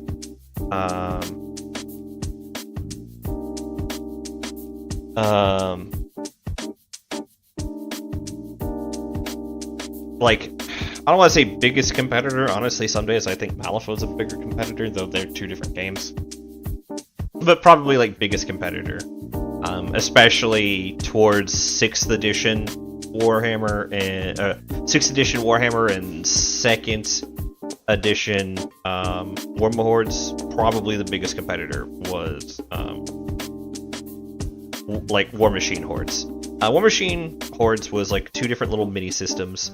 It was technically two different games, Hordes and War Machine, but they could play together. They had interchangeable rules with each other. War Machine was a steampunk style universe known as Iron Kingdoms. There's even D&D supplement for it. And I would love to run a campaign in that. That is very steampunky. You control these. You had these different general leaders called Warcasters that led Warjacks and that controlled giant metal monstrosities called Warjacks. Warjacks were semi-sentient robotic creatures that did the wills of their characters. I don't think I have... That box might be over here. Let me check. Yeah, it's actually right here. Here we go. This is the new 3rd edition for one of the factions called... best I can do is that. So, this is War Machine. You have your different Warjacks, 2 heavies, lights, and then your Warcaster. This was a starting box set that gave you all this stuff.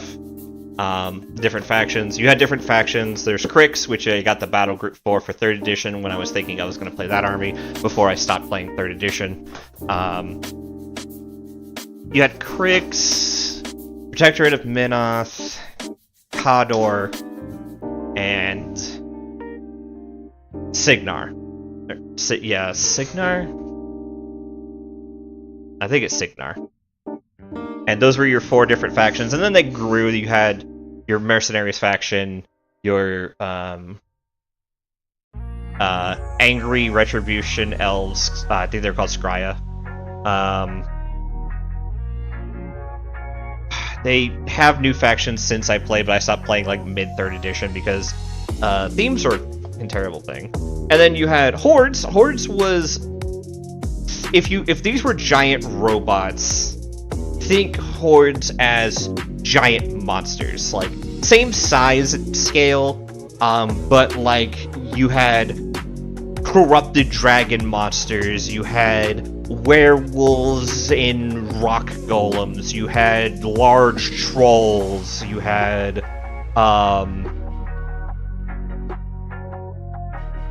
so Trollbloods was the large trolls, Circle of Ouroboros, which was large woodland creatures, werewolves, rock golems, deer, big deer creatures. My faction, which was Everblight, which was a blind corruptive dragon faction. You had Angrier Elves. I can't remember them right now. They were the least played faction, but I liked them. They had giant elephants for their horde faction, but otherwise they were a militaristic elf group.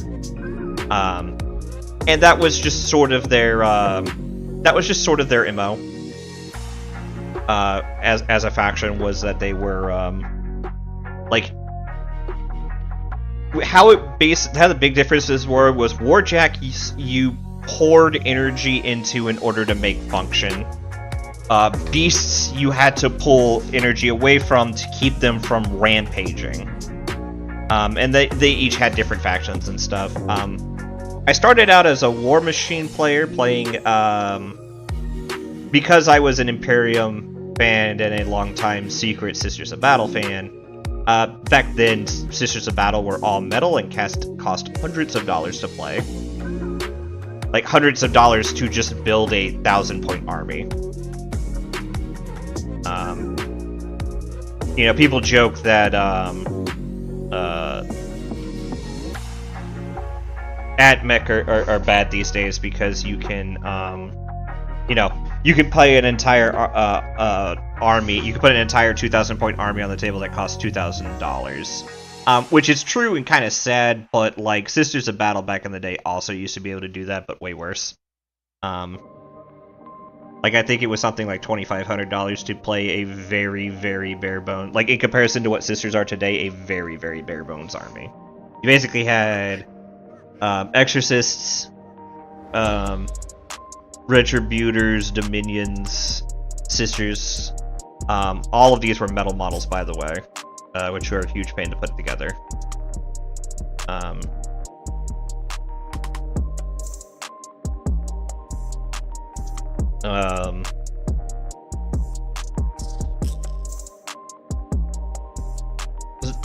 Seraphim, Celestine, who didn't have her two side pieces.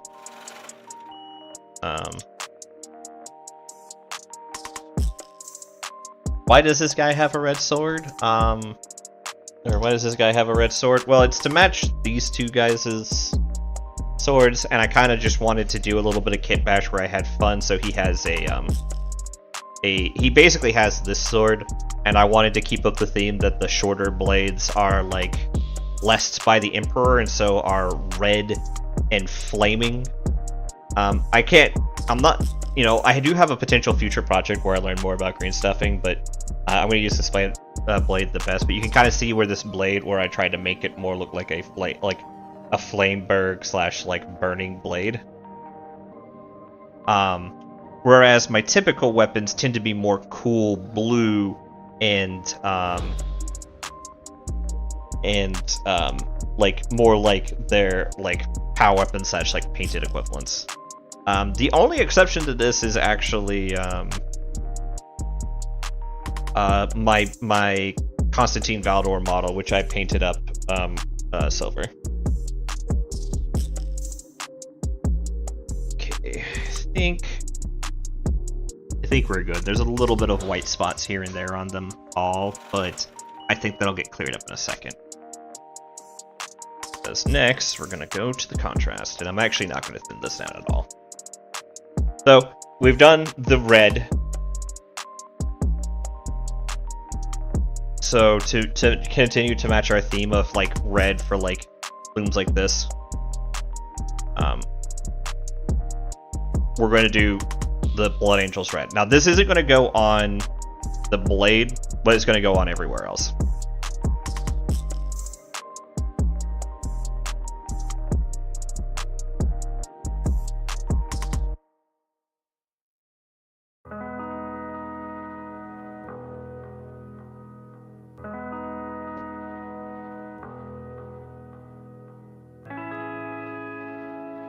Let's see.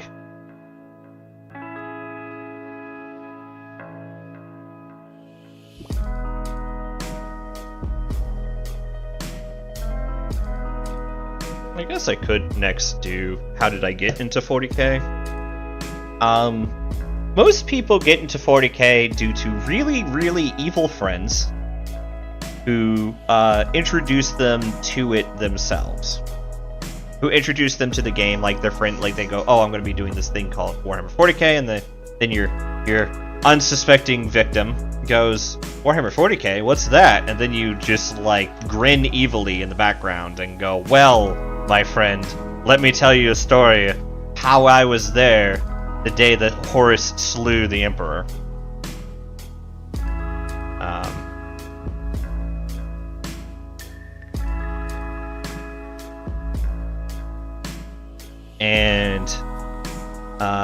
You know, you go down. You go down from there. Hi, I am that friend. Let me explain to you how I got into Warhammer. So, I had known about Warhammer from the Dawn of War series, which is how I know a lot of other people get into it, but I didn't think too much about it, because I didn't think too much about that, like, Warhammer name, or what Space Marines were or anything. I kind of just, like, it was just a, like, oh, this is like StarCraft, but it has more, like, focus on keeping your squads alive, rather than, like, you know, Warcraft and StarCraft's, like, you know, once a dude dies, he dies. You know, that's the end of it. There's no squad, it's just individuals. So I played a lot growing up. I learned about the different factions, and I didn't kind of know what it was until Dawn of War 2 came out. And I kind of, you know, I was in college at the time. I understood, like, I actually had, like, real, not money, but, like, I didn't exactly have money, but I had, like, freedom to do stuff with my money. Not that I hadn't done stuff, but I was a bit more into, like, just being a general gamer back then.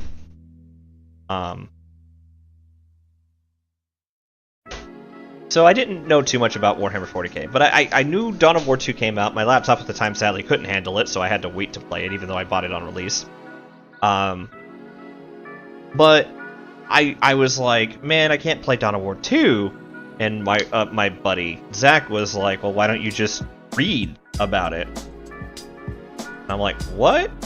He's like, yeah, it's Warhammer. I'm like, okay. So, again, I got into Warhammer myself, but I did have somebody who was like, oh yeah, no, Warhammer is a whole universe, man. There's, like, more to it. And that was it. He actually told me, he's like, don't get into it, man. It's not that great. Which he was fucking wrong. The fucking universe is, like, amazing, and I actually found him out years later that he has, like, a Dark Eldar army somewhere. He might not have it anymore, cause knowing him, he kind of goes in and out of phases of things, but he had a Dark Eldar army for a while.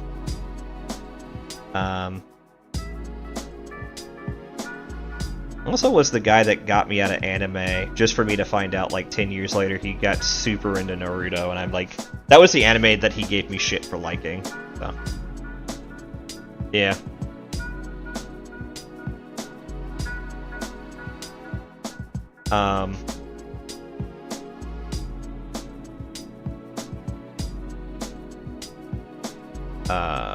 Anyways, that's the side tangent. So after talking with him, I learned about. I looked up. You know, we have a bookstore. I was like, you know, I can order some books. I have some book voucher money left over that I can't use for textbooks. And if you have at the school I went to at the time, if you had leftover vouchers, you could use them to just buy books you wanted. I had about $70 left over, so I bought. You know, I'd been saving up to buy different books throughout the year, so I bought the first 3 books of the Horus Heresy, and then the Space Wolf Omnibus by William King.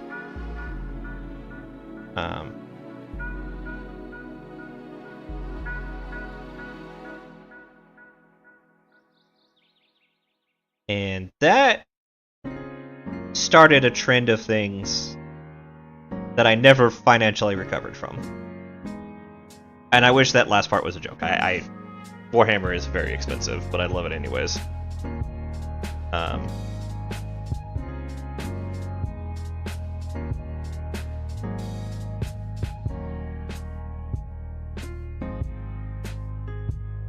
So, I read Horus Rising, and to be honest, it was a very great introduction. I understand that the Adeptus Ridiculous is finally, I've suggested it a few times over the years, but has finally gotten around to adding it as a book club choice. And for me, it's actually one of the more quintessential books you could start the series with.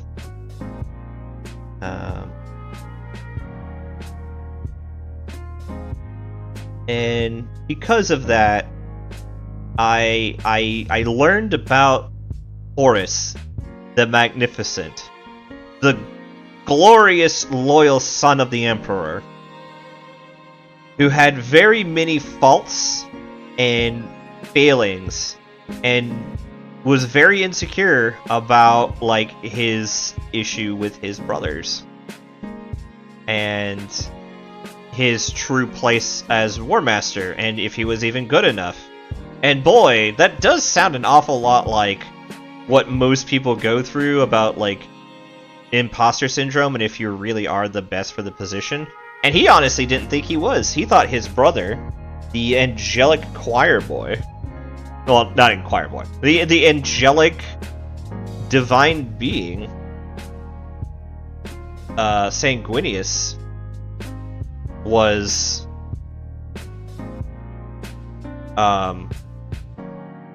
better for the task.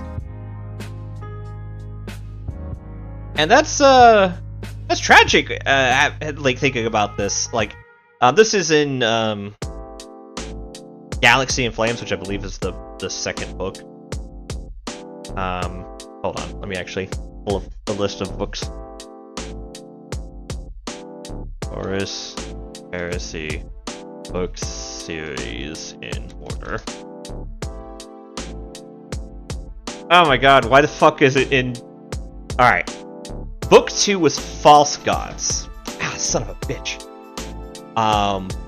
And False Gods was...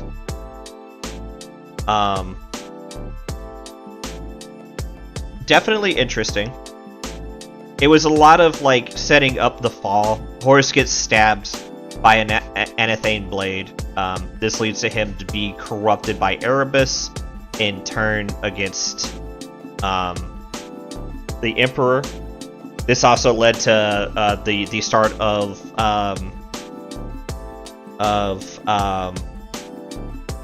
Magnus doing nothing wrong by legitimately being told to do nothing and doing that the fuck wrong. On oh so many levels. You know, he tried desperately, though, to save Horus. And yeah, it was a time. It was a tragedy. And then Galaxy in Flames, the third book, did Istvan 3, the start of the actual Horus Heresy, where the unknown first rounds of the Horus Heresy was shot. And in this time, tragically, the best Space Marine character of all time, probably my top 3 Heresy characters, but probably still, like, number 1, like, all-time Warhammer favorite character, Saul Tarvis of the Emperor's Children leads a grand defense on Istvan 3 as he saves brothers from 4 different chapters, and then runs a guerrilla war against fucking 3. I count them. I want you to understand, this guy was just thrown off as a regular line captain of the Emperor's Children. He was thought of as a joke, a lesser soldier who would never amount to anything. This badass Chad of a Marine held off 3.5 Primar, or 3.5 Primarchs, because Fulgrim was not participating in that battle, but he was in the system. Held off 3.5 armies long enough for a ship to flee the system to take word back to Terra that something had gone wrong. And had delayed Horus enough that once he realized what had happened, he realized he couldn't leave the system and actually had to garrison Istvan in preparation for a coming battle. He had to basically, instead of doing Plan A, which was secretly planning a strike to strike the head of the Emperor off in a blitzkrieg to end all Empire-level blitzkriegs, he was held at bay by one fucking Marine and a bunch of other people working in conjunction together to hold back the tides of darkness. This Chad didn't even get killed by any of the Primarchs. He died at the end of the book in the last, 5 to 10 pages. As after all the traitors had left the planet to virus bomb the planet a second time, because the first time didn't work. He was alone. There was probably 30, maybe 40 Marines alive total at the end of this point, by the way, on this planet that were loyal. He was in a room with 20 of them. By himself with 20 Marines of various natures, including a couple of World Eaters, a couple of Death Guard, a number of Emperor's Children, and a number of Sons of Horus. It was him and these men, and that was it. And those 20 guys didn't die. Saul Tarvitz was betrayed by Lucius the motherfucking Eternal himself. Still lived. Yeah, he was backstabbed by that fucking asshole. Still lived. Walked out of there alive. Saul Tarvitz is literally the actual true perfection of the Emperor's Children personified, and Eidolon and Lucius is a chump that that got cucked by him during the opening wars of the Horus Heresy, and you cannot convince me otherwise. Unfortunately, I do not have a Saul Tarvitz model. I am hoping to remedy that this year at Nova as my one gift to myself. I was going to get a Saul Tarvitz model and paint him up. He is one of my favorite Marines of all time, so that's why I want to actually have his model. Much in the same way that I have Karn the Betrayer and Karn the Bloody. Karn the Bloody is in a box still unassembled because actual Forge World resin is very hard to work with, so I need to really sit down and wash it before I can put it together. For those who are curious, we're just waiting for the paint to dry, the contrast paint. It'll dry pretty quick, but I still need to make sure it's a bit more dry than it currently is before I can do anything with it. I could pull out and do the purple. I still need to do that. But yeah, so that was the story of how I kind of got in. Is this guy, this Chad Saul Tarvitz came in, but I knew his faction fell. So then I started to learn about the Space Wolves. The other book that I got was Space Wolves for the Horus, and to actually learn about 40k. And oh man, drunk Vikings in space, drunk werewolf Vikings in space. Was the coolest thing when I was 20 years old. And I will fully admit these days I actually have a large nostalgia for my first army. My first army was Space Wolves. I had them years ago. They definitely did not age well, but back then they were some of the most beautiful models in the line in comparison to everything else of that era. Which is probably why they still haven't gotten an upgrade, even though almost every other Marine type has gotten an upgrade. If Ragnar is anything to go by, they'll either look really, really good or very, very minimalist. And if they go the minimalist route, he kind of has that, very good definition of he's got a lot of good detail without it being too overly flourishy. I really hope they go more the realm of how they did the 30k versions with all the different runic armor and stuff. That would be really awesome for, the Primaris style. But right now, if I did that army, I would have to do a lot of my own custom work for it. I'm just checking a few messages.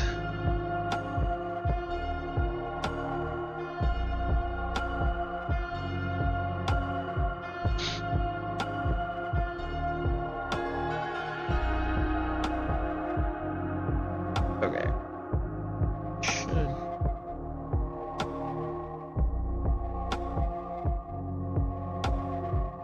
Alright, I think we're dry enough.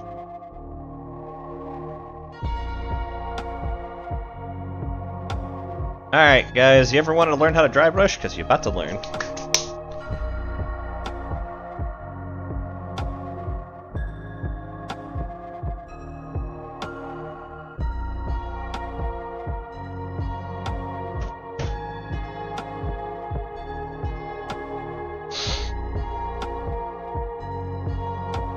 Alright.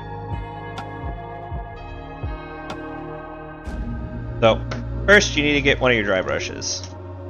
There are multiple different types. Again, using the Citadel ones, there are... you can basically... You have... small and medium. Let's see, which of these is... Alright, this is my... this is actually... This is my good one, but not the one I want, I think. Yeah, this is the one. If I was doing a large surface area, like what I did for these guys' like armor, I dry brushed it with one of these.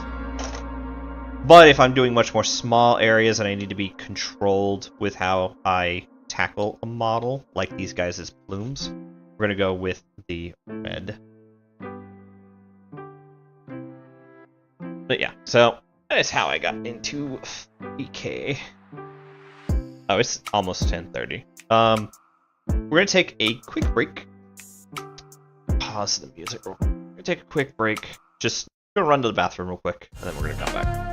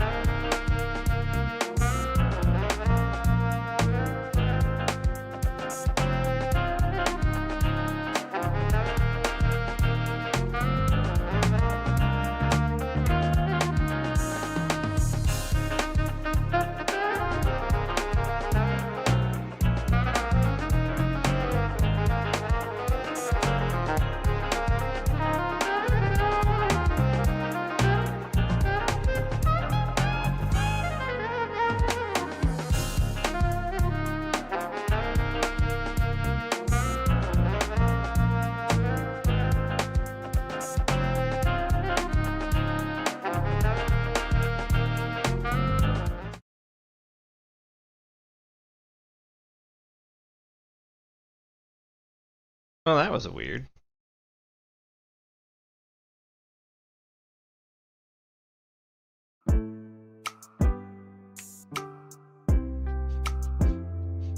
Alright, dry brushing. So yeah. Still Q&A, guys. You got any questions you want to ask? Want to know about me, or want to get my creative juices flowing, even if you do know them about me? Please feel free to ask.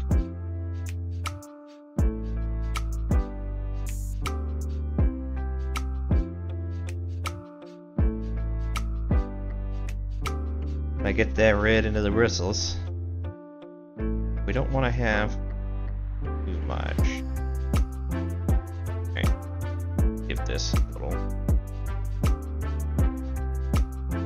Alright, that'll be good. You won't be able to see the details too much. Even I have problems seeing it, and I'm here in person. But let me tell you, I am basically adding paint to this. Basically, this particular one's is just slightly brighter red than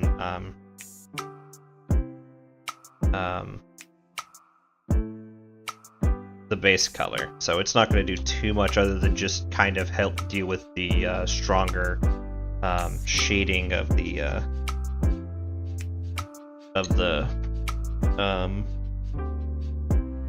it's going to help offset some of the shading on the upper colors for the bloom. It's not until we get to the Evil Sunz Scarlet that it's really going to start to shine through. But it's still a very important step.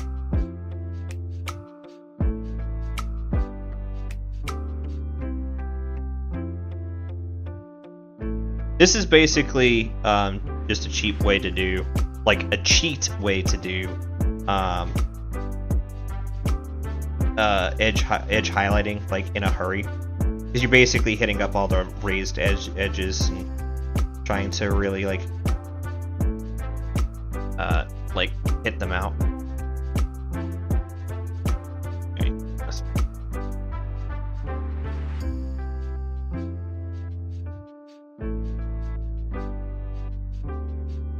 the dog upstairs is being a little angry. I think they can hear the baby crying too. Probably barking at the baby.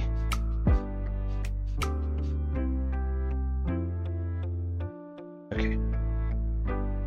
For a second I thought red got like super on the shoulder blade. I very much don't want to do like that potential thing where you put red on the shoulder plates, because it's too easy to screw up the white. Plus I like having the more marbleized white colors stick out. Yeah, okay. It's really starting to shine.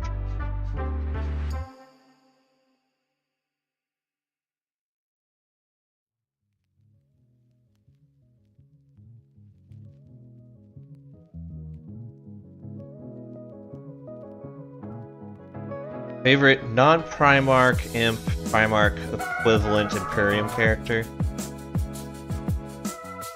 So like just favorite non-Primarch or equivalent of a Primarch character. Or do you just want my favorite character? It doesn't matter if they're Primarch or not. Like I don't get the question you're asking, because it's basically the way you said it. Like, are you saying non-Space Marine, non-Emperor, non-Space Marine, non-Primarch, not, and excluding the Emperor as well?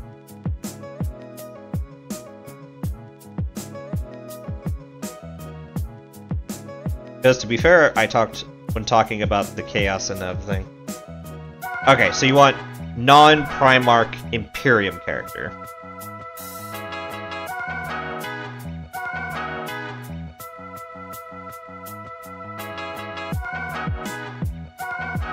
No Primarchs, gotcha. 40k or 30k? Oh, you said... Yeah, I guess that still works. 40k or 30k.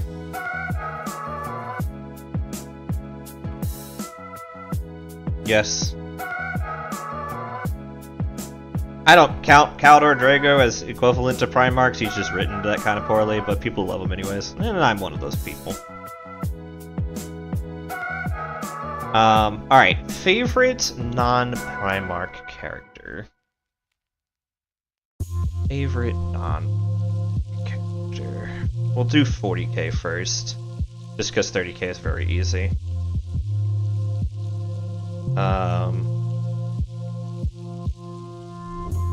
So, favorite Imperium characters, top 3, Space Marines are fine. Honestly, there's a lot of Space Marines.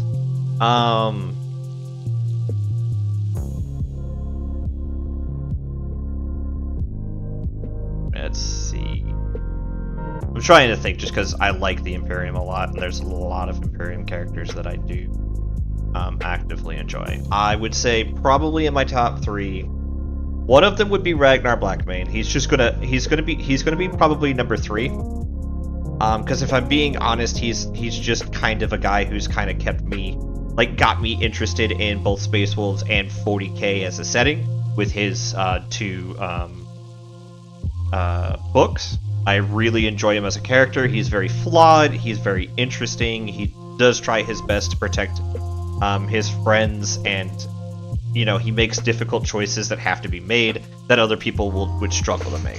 So number 3, Ragnar Blackmane. Very interesting. Highly recommend. I believe his book series is finally getting audiobook versions done by Jonathan Keeble, who's one of my more favorite Black Library VAs, so do highly recommend that.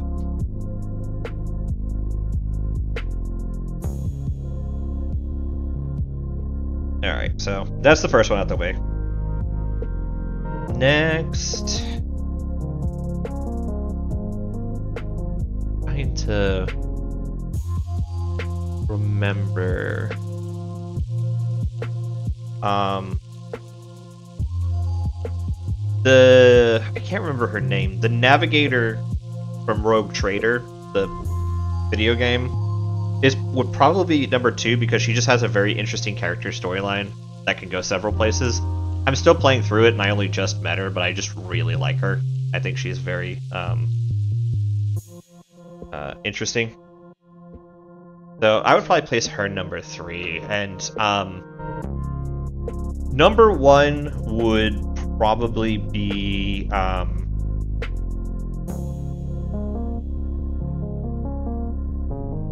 going to fully so I'm going to preface this by saying it's very hard for me to get into a lot of like Imperium specific, like named or name dropped characters. There's a lot of Imperium characters and named characters. When I think named characters, I think of I mostly think of characters either in the video games or the books. Titus is in my top 5, but he's not my number 1. I'm more prefacing it by saying my number 1 favorite character would be a character that I created. But since I can't do that, and I don't want to get into that one, I would say my number 1 character would... I like Titus, I like Tushan, but my number 1 character would probably have to be Dante. I don't know if you would consider Dante a Primarch equivalent or not, but Dante is just a very interesting character who just is really, really fucking old and just really, really wants to fucking die. He's a very interesting character. He has a lot of cool dialogue. He has a lot of like tragedy about him, but unlike most other characters, he actually just forges on to the best of his abilities. A lot of people think he's trying to commit suicide. I think that's a misguided thing. I think he's just tired, and it comes across as like he's willing to risk himself because he doesn't. It's not that he's thinking it's suicidal. It's that he thinks he's got a destiny and that he can't die until that destiny is fulfilled. So he would volunteer himself for a mission he doesn't think somebody would come back for before putting somebody else at risk. There are other characters I like. I really like. I can't remember his name off the top of my head, but I do have the model. So let me grab. Ow! That. Here, no, that's. Nope. Valerian. Valerian's an interesting character from the Custodes point of view. I would say I probably like Alea a bit more. She's just very sassy and very very much like anti-Imperium but loyal to the Emperor. Because she understands how the Imperium is supposed to work. She's a Sister of Silence, by the way. I do like Celestine, but I haven't finished her specific book yet. I can tell you that from what I've read of her book, I've already got super depression.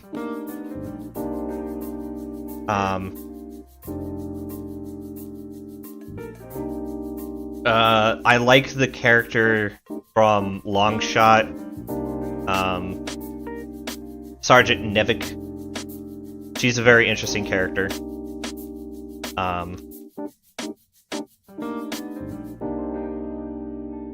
I do like the Tychus from the second Dawn of War game. He's a very likable character. Especially in Retribution, I think he gets a lot more character depth after the Force Commander is sent away.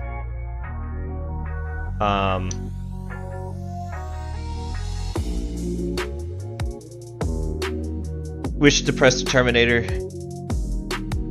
are you talking about? So the character that gives me the single... There's several characters that give me the single most depression in the game. Captain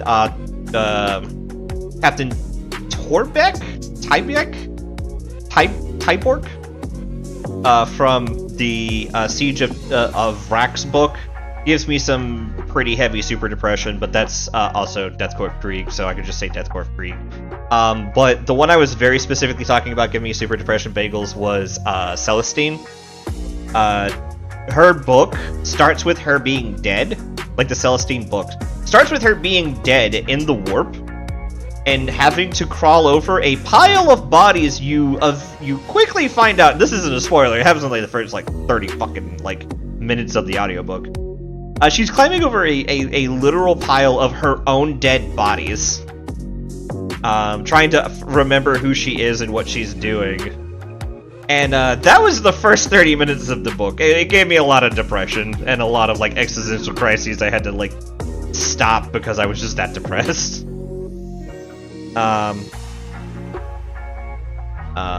Pedro Cantor is another one I really like. In Rin's world, he's very interesting, though I do think the Taker of the Cake is his first captain,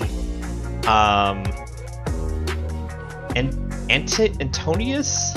God, I can't remember him. His first captain in that book basically loses his arm, and Pedro Cantor tells him, "You can't fight a war boss, you're missing your arm." And the guy literally goes, "I'm not missing my arm, he's right over there, it's right over there." And he points to his severed arm laying on the ground 10 feet away. Like, just absolute Taker of the Cake in terms of, like, interesting characters in that book.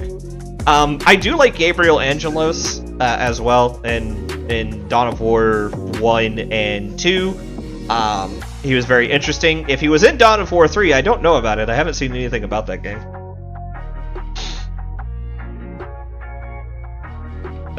Tragedy, really, but I just don't have time to play that game with all the other games I've got to play, like Dawn of War 1 and Dawn of War 2. Actually good games.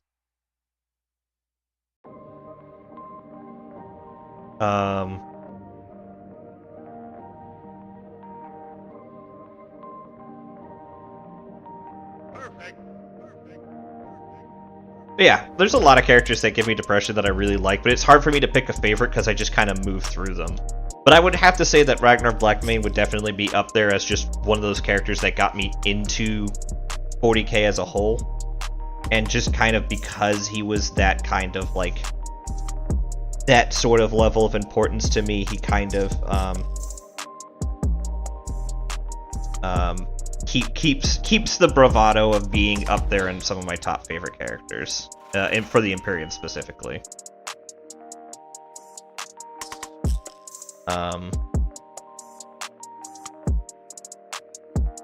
30k characters, 30k Imperium characters that I liked. Top 3.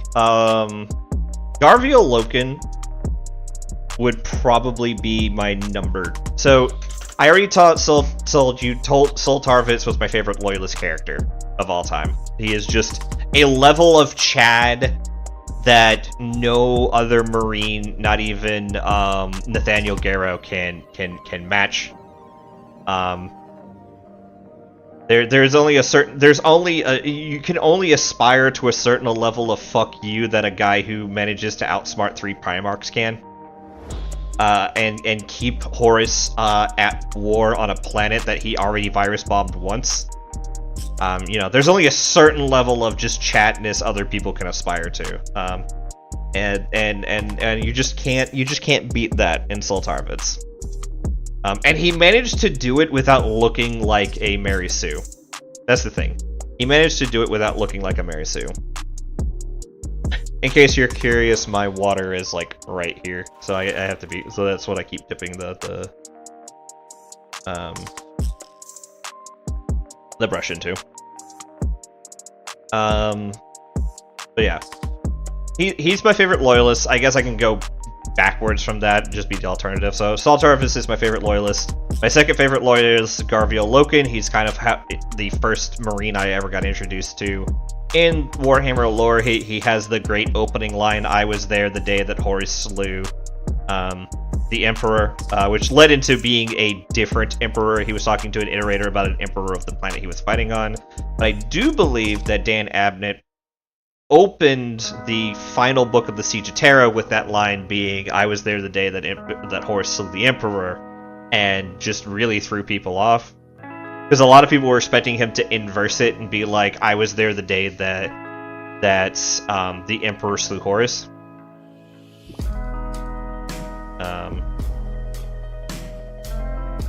So yeah,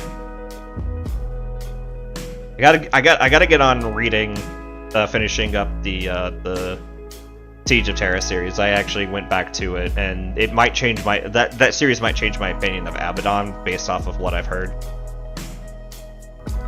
And so I kind of really want to get back to that series. Alright. I'm going to do this sword next because I just have my dry brushing stuff out. Let's see if I remember correctly. It's heavy orange next. I need my picker brush, actually. I need my orange. Let's see. There's my yellow. There's a white, but I've got a white over there already. Where's my orange? You know what? I'll actually use this. Yellow. You guys can see how I do this flaming sword.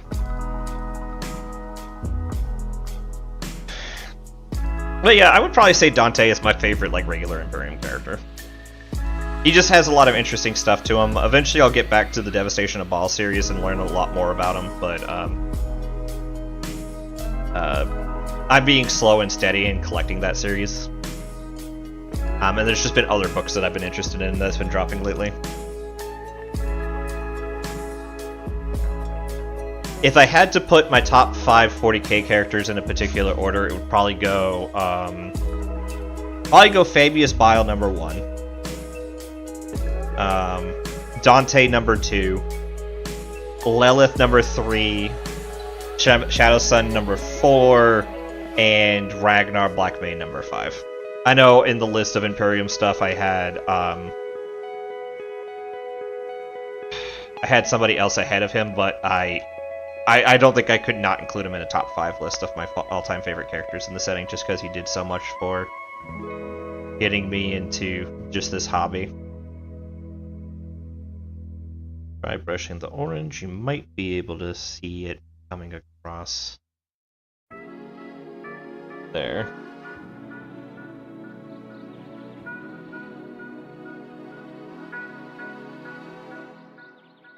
We really want to make sure we leave the base and the deeper recesses of this model, of this weapon red,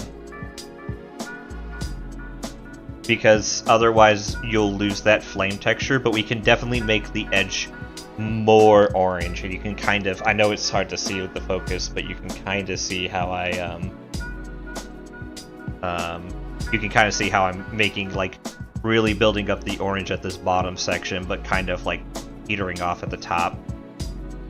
And I'm just making sure that I do that on the underside of this one as well, because you need to really make sure that you build up that coloration.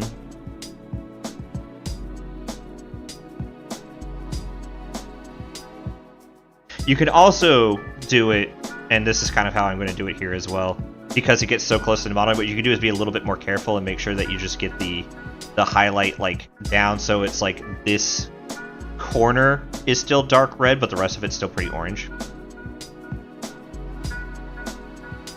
Yeah, and that's going to give me a nice solid base for the red.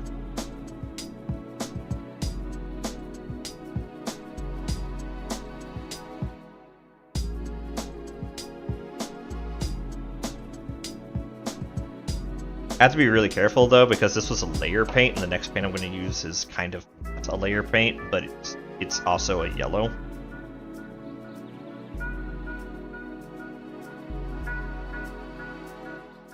I have to basically make sure I get that very dry. Alright. No paint on that brush.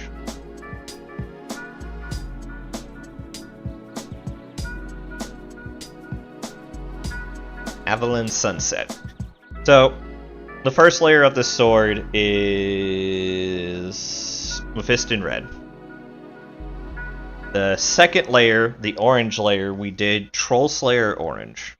You could use a different base layer orange to get definitely a better connection, but I wanted to go with the more thing. The next highlight is going to be a lot lighter, so I'm and it's going to be the one that's going to be more focused on the edges. So we're going to go with Avalon Sunset. I need to make sure I really thin this down before I apply it though. Otherwise it will mess up the sword and make it a little too yellowy and override the orange underneath it. So we're still going to stick with our medium dry brush for this, and I need to make sure that I get the brush really dry. And then I go in there and get the yellow.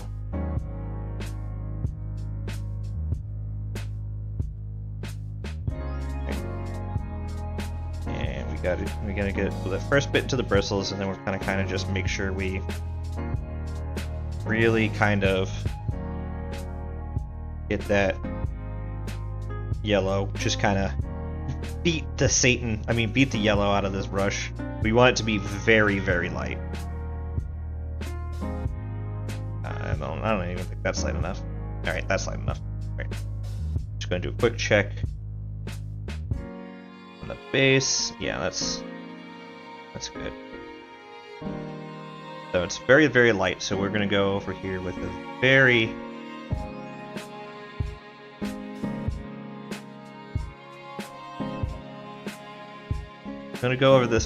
light shade of yellow, and then we're gonna really kind of focus more down here at the last third of the blade. The orange was a lot more, but for the yellow, I kind of want the tip and upper half to be more yellow than red.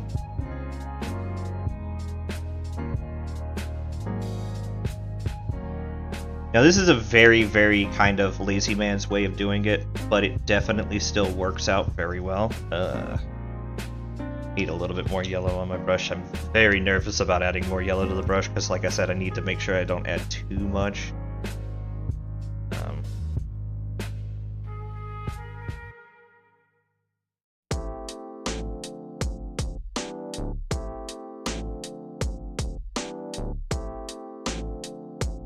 Very carefully add a bit more to the corner, especially on the underside. By the way, guys, keep your questions coming if you want to know more questions. Top Imperium characters for 30k. Salt Harvest, Garfield Loken, those were first. My last Loyalist is actually going to break the mode and be just just straight Loyalist, and it's Sigismund. I think Sigismund has a very interesting... Sigismund, the Black Templar, has the Black Templar creator has a very interesting arc he goes through that makes him very likable. There's also other likable characters, but these are also specifically non-Primarchs, so I can't include anything else like that. Alright. So there. We've done... It's not focusing quite properly, but you can kind of see it. I already pre-ordered it, but you can see kind of the red going into the orange, going into the yellow. So we're getting good. We're getting good. But yes, I'm getting Space Marine 2. I've already pre-ordered it. I will probably stop streaming Elden Ring for a bit, sadly, to like focus on that game for a bit, just because I am a Space Marine 2 fan. It will be played on the channel. It'll probably be played twice a week on the channel, if I'm being honest, until we finish the game. I have to see the availability for both Nate and Ben to see if I can pull that off.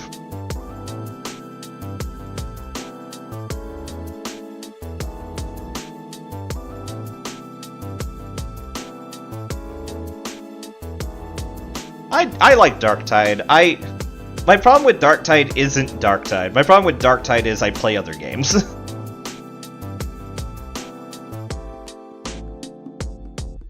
I also don't think of them quite the same way, though I will fully admit that Space Marine 2 is going to have a lot more of a swarm-based shooter aspect with the Tyranid edition. Alright. Time for you. Now, there's a very good reason why I'm very much specifically using Corax White for the edge, rather than Titanium White. Because, as I said, Titanium White is a very good pure white, whereas Corax White is just kind of an off-white. It's a very, very, very, very, very, very light gray. But for the blade work, here on this, I only really want the very edges to be white, and the whiter the white, the more that'll stand out. Whereas if I go with more of the Corax White, it'll be a little bit better. And the Corax White being a base brush will kind of get more of that effect we're looking for, kind of like you see on here, where it's just the tip edge that shows up as white, rather than just the full blade. And we want to make sure we get that done, that done right.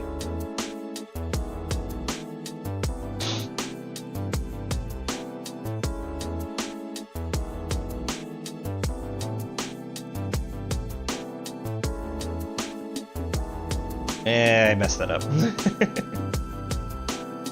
Alright, we gotta redo that. Gotta make sure.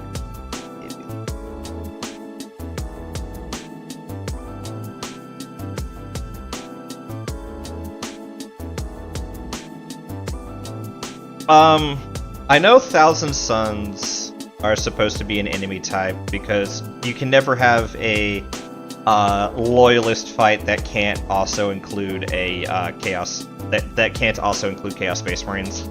I wouldn't be surprised though if like for like co-op missions they add like orcs back in, considering they already have like AI and like working like orc characters. So I wouldn't be surprised if they add or if they didn't add orcs back into the potential list of playable characters.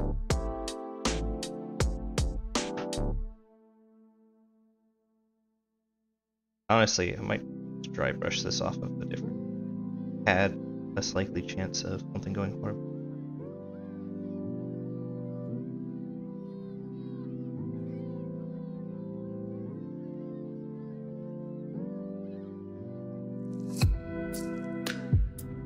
Alright, should be good. Gotta be very, very careful.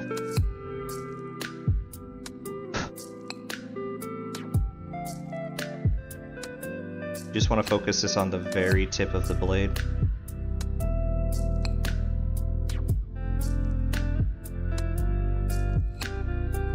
Alright.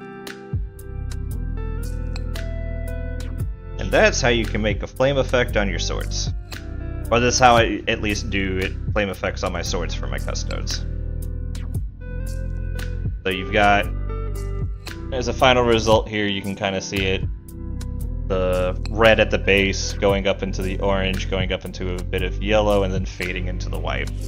I will fully admit that the yellow tends to fade a bit more into the white quickly because you kind of have a much less central effect on them. But it's still it's still there, and when you look at it closely, you can see the effect that there is in fact yellow there. But that is that is how I do my do up my blades. So gives you really cool effect, much like this lady's blade.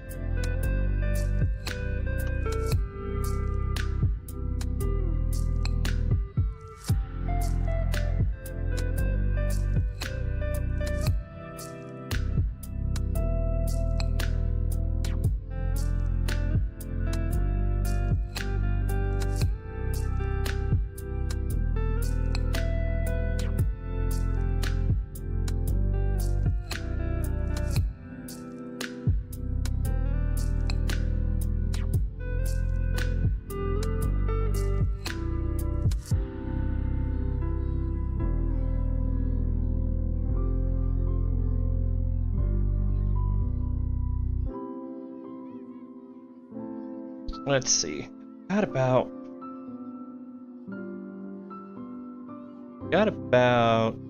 1 T-ish left. We could probably do... I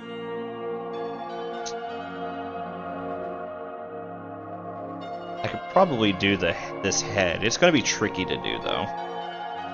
But yeah, we'll try to do up this head. So I'm gonna get our titanium white out and our dry brush. This is gonna be tricky to do because I basically have to do this without breaking the magnet.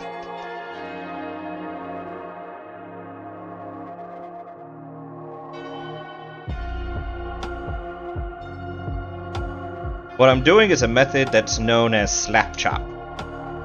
Basically, you do the paint up, you slap. You slap it and you chop it. Need something for holding it for when it dries. I can improvise something. Just need something to hold this steady. I don't want to just use my paint water cup. That won't hold it well enough.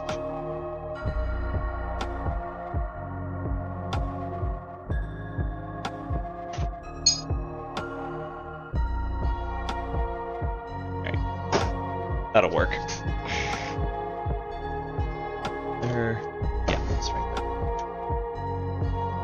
there. Basically what I'm going to do is I'm going to After I start letting it dry, I'm going to use this magnet on this tool, and I'm just going to set this tool over here, out of sight, but where the head can sit there and dry. So can't use it yet though, because it is just a magnet. The second I go to touch it with anything that it'll have enough force, it'll just fly off. Let's see.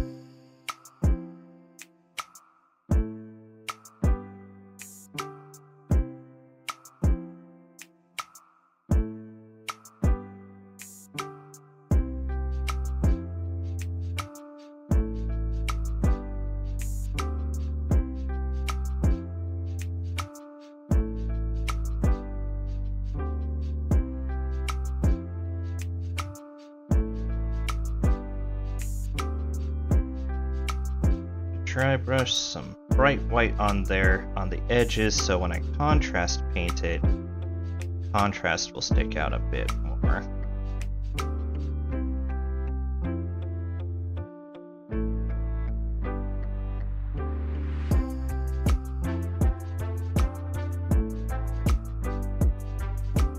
I want to make sure I especially get like the forehead and the nose.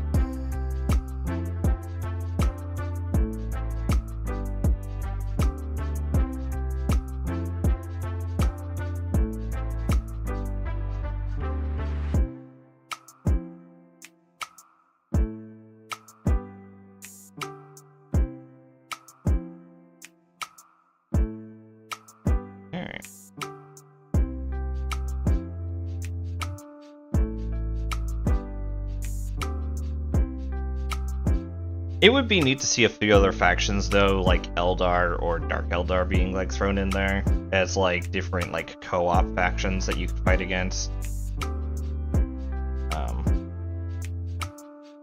That might just be me, but I would just love to see something like that, where you just get like different, like very different factions that would just treat differently, but that would require a whole different AI set than what the game currently gives.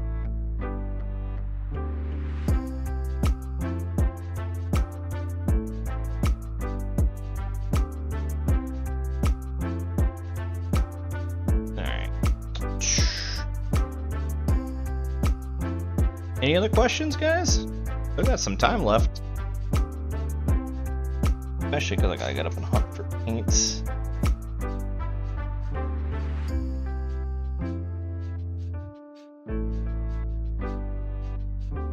Let's see. Could use this flesh. I'm not the biggest fan of this one. I have Bobby G flush. Flush there. Here we go.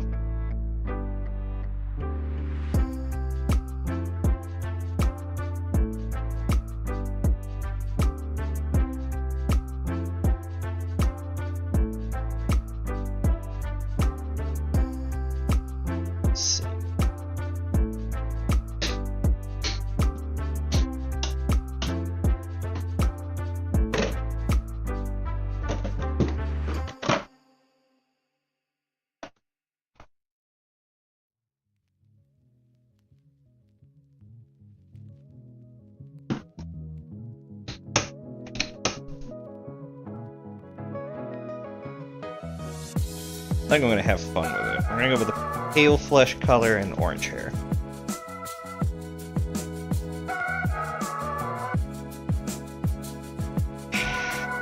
Make her a ginger so it really sticks out. Yeah, what armies do you play for 40k? Obviously you play Stodes, but what else? So actually, I would honestly say, with the exception that I'm playing for the Nova Open tournament, I do not actually play Stodes in 40k. I have them, they're painted, I can obviously play them whenever I want to, but they're definitely more an army that I collected for 30k, Horde's Heresy, that because they're fully painted for 30k events, I tend to paint for tournaments for 40k. As for...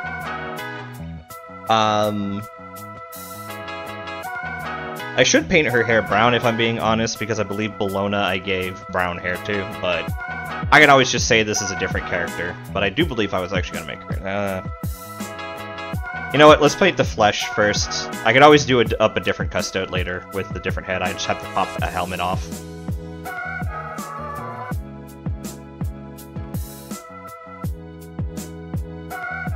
Where's my very small brush?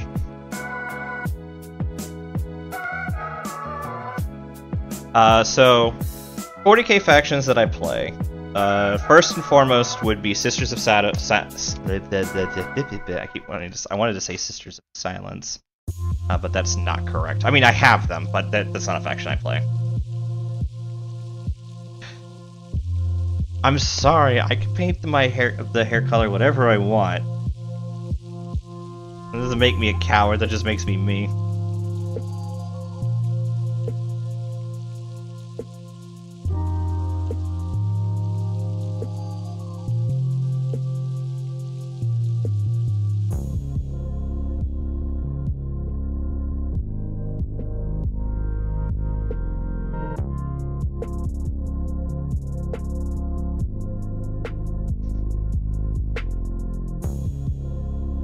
One second, I'm very nervous about painting flesh because I always tend to paint it a little off. But this method, when I paint it just right, makes the flesh look just perfect.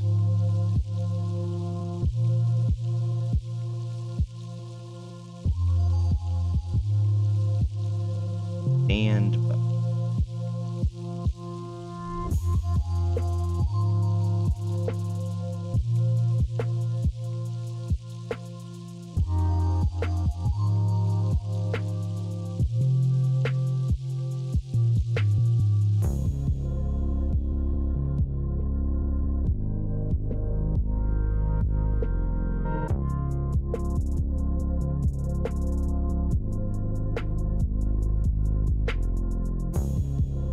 Hopped in for a second.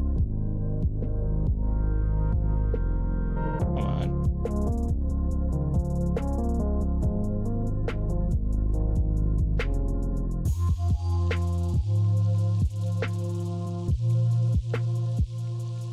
Okay.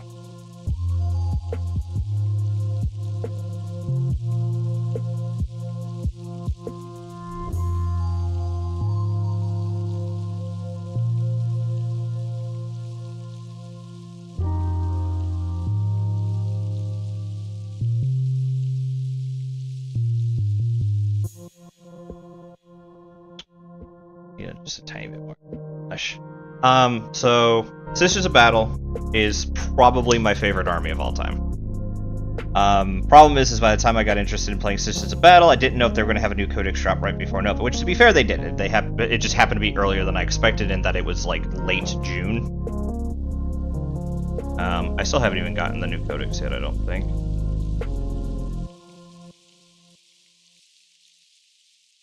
Mainly because I just haven't been able to find it.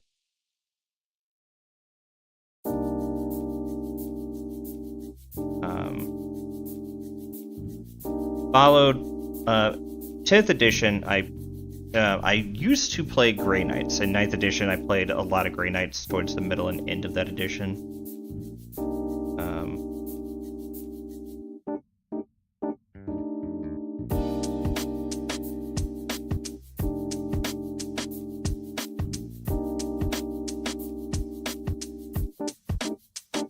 But this edition, they don't play quite the same. They still play good. They're still very good army, but they don't play quite the same as how they used to be. So I'm actually kind of leaving them behind in favor of other armies. Instead, I've been playing a lot of Imperial Guard. My Imperial Guard have been kind of growing on me more and more and more. One of my favorite characters I've made ever, Tuz, who is just a giant pile of misery and depression from the Deathcore Krieg. If you're curious, she doesn't actually have a name. She is just called Tuz.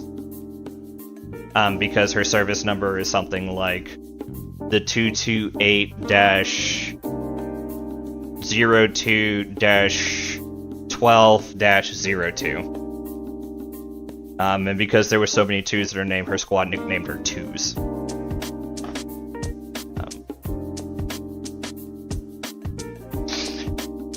Similarly, into her squad, there's a guy named Fives, who he's called Fives because he doesn't have 5 fingers on either hand. That's the joke, is he doesn't have 5 fingers on either hand. He lost this finger and this finger, so he only has 4 fingers on each hand. So he's called Fives because his service serial number is also like 228-02-02-12-02-05. So,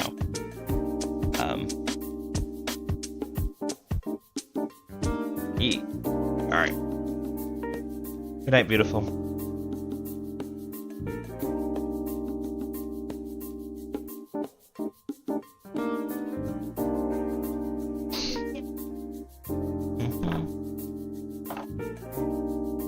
Alright.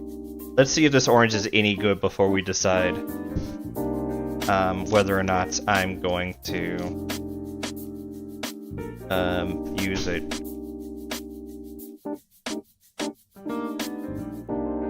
Alright. Orange here. Let's grab a model I don't mind messing up the base on.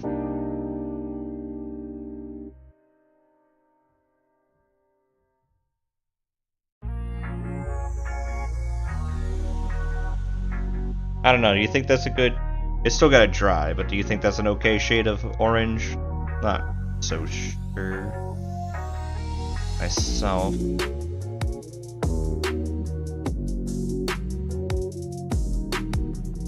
Might have to bust my Troll Slayer out and dry brush it a bit.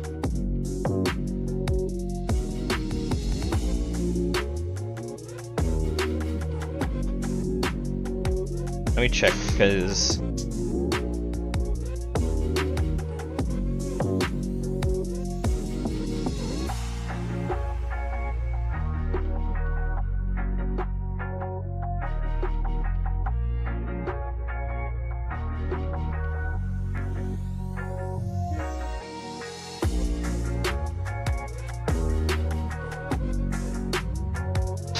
Sorry, I'm just looking through character designs.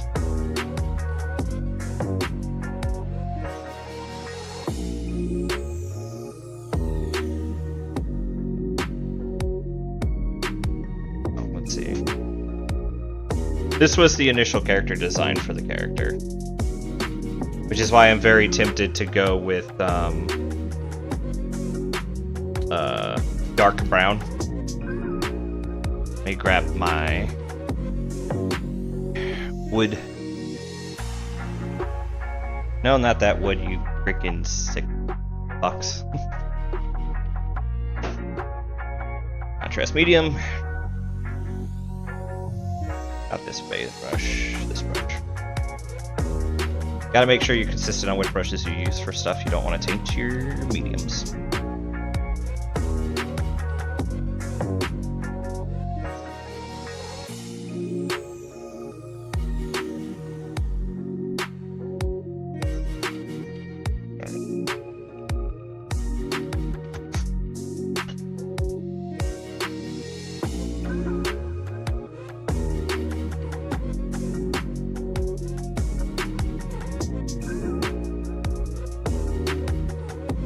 You can't see it quite well, but that just looks like blackness, but it's brown.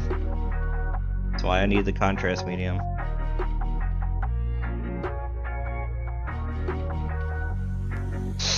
Alright, so here's the color comparison.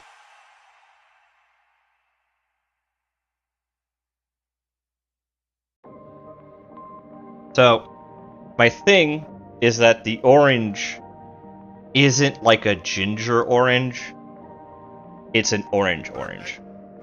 It doesn't quite work with what I want to go with, whereas the brown mix with the brown actually looks more like the picture and really kind of comes across well, so I kind of want to do that, but I can at least make it up for you, and I'll put in a thing where maybe for like 50,000 gold, because I got this working and I kind of like the setup. It seems to be working really well. Maybe for the future what we'll do is we'll set up a stream where people can like ask for different color combinations, and maybe I could be like, oh hey, for this character can you do its hair like orange and stuff, because I do have 2 more female heads for female heads I can from the new Stormcast Eternals that I could use for Custodes heads. All I'd have to do is just pop off a helmet somewhere and I could do it. I can even like pop out this guy's head and do it. Alright. And I am going to do brown. I'm going to go with the brown.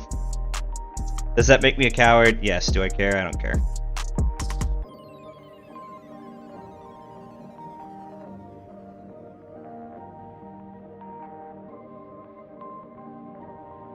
I might have to do.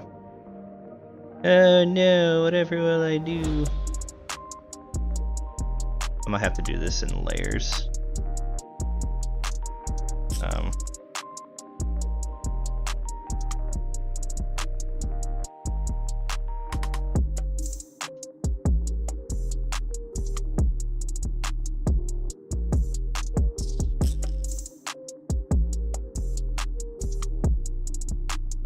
Oh, that's actually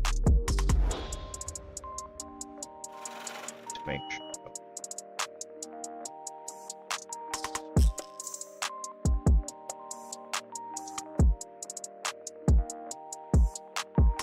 As I said, she's actually based on that character's art, which is kind of was the ultimate deal breaker. Plus, that orange just to me didn't look good.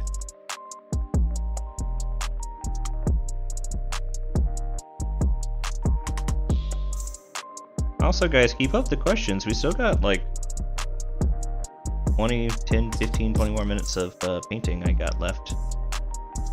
And we'll have finished one model.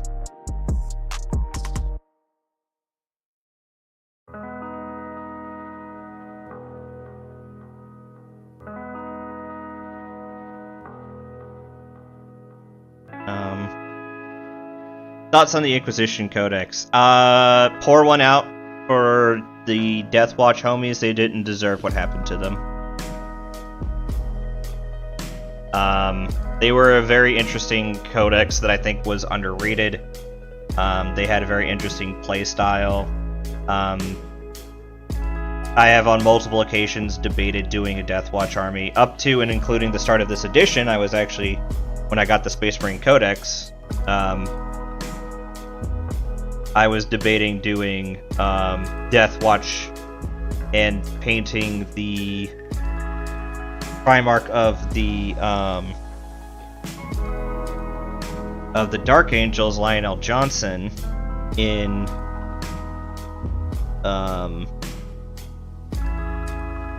Deathwatch colors, and having him like doing like a kit bash where he had like a big old Deathwatch shoulder pad and could have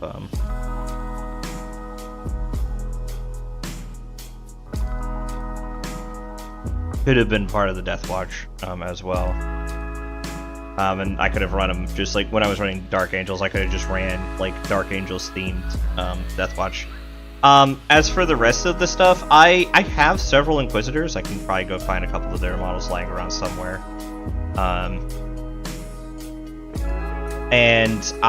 So the book is something that interests me because as somebody who likes to play Crusade and like narrative campaigns, I usually like having a Inquisitor around for the narrative campaigns in order to fill out some of the like quote unquote fun quota. I'm hoping Inquisitors can be highly customizable so that you can kind of play them however, because I would really like to play my Inquisitor Orina. I'm sure she's going to get an upgrade to working with like Space Wolves or Dark Angels and Custodes, but it would be neat to be able to play her in like sorts of things.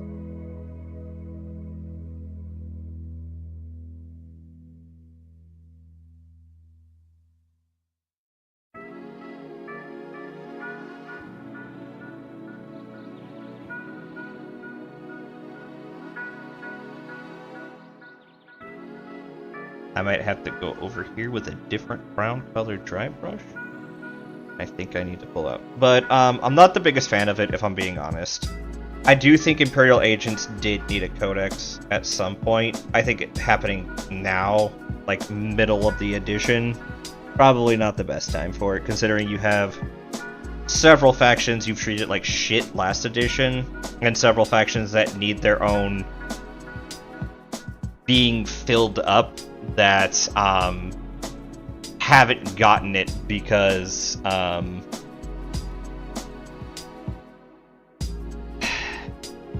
you're making another new faction. You're already probably going to have another army range refresh, probably Space Wolves, considering you're doing Blood Angels. Blood Angels are getting there fresh now, but you're probably going to have another Primarch, another 2 Primarchs come out this edition. Probably, you know, Fulgrim, with the idea that they got moved to Index and then got their own codex. And if I had to guess, Leman Russ will probably come out next, along with a new refresh for the Space Wolves. However, I don't think. I don't know if I can bring like focus to that head properly. It keeps on almost focusing on it and then dropping it, but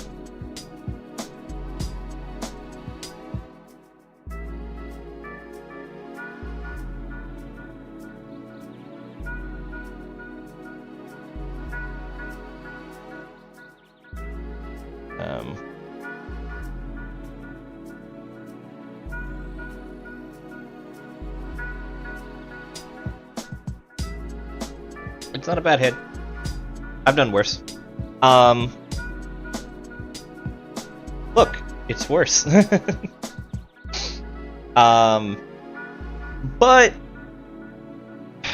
I don't think the Inquisition / Imperial Agents Codex should exist right now.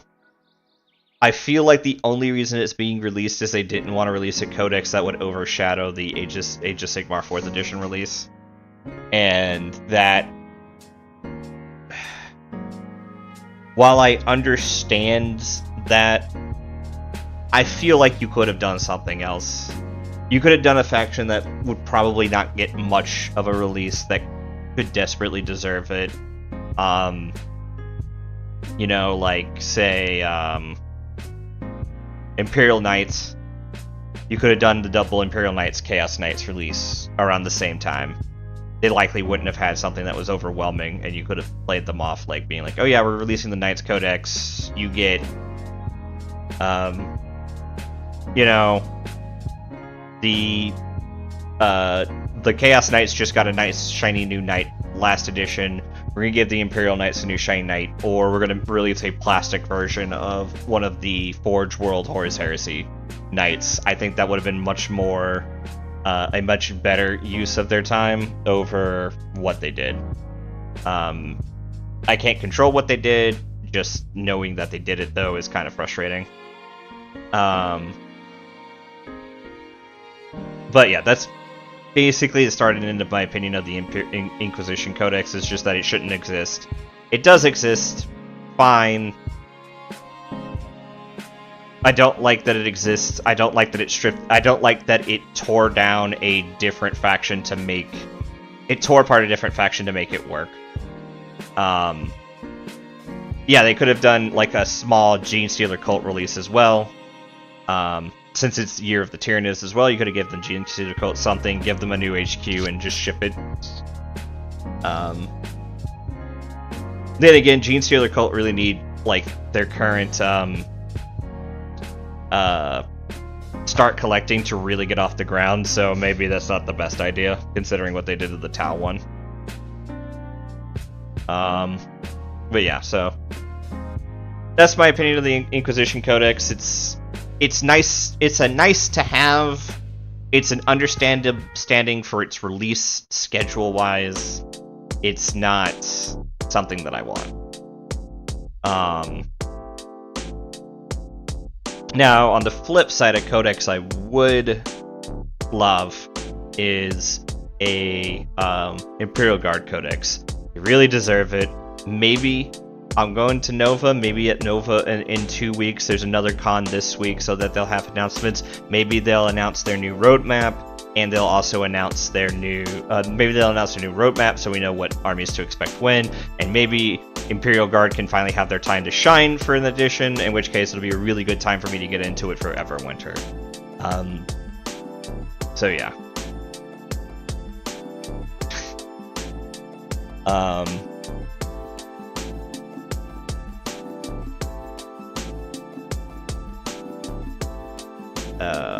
I wouldn't also mind a Dark Elder refresh, but because I want it to be a refresh and the timing for Age of Sigmar 4th edition is nigh, I don't think it would really satisfy for it to come out with something right now. Maybe later. And that's fine.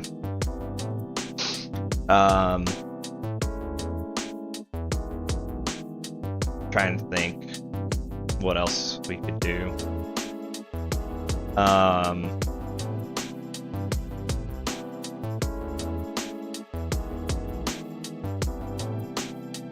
guess kind of circling back down to the other army, like what armies that I've done.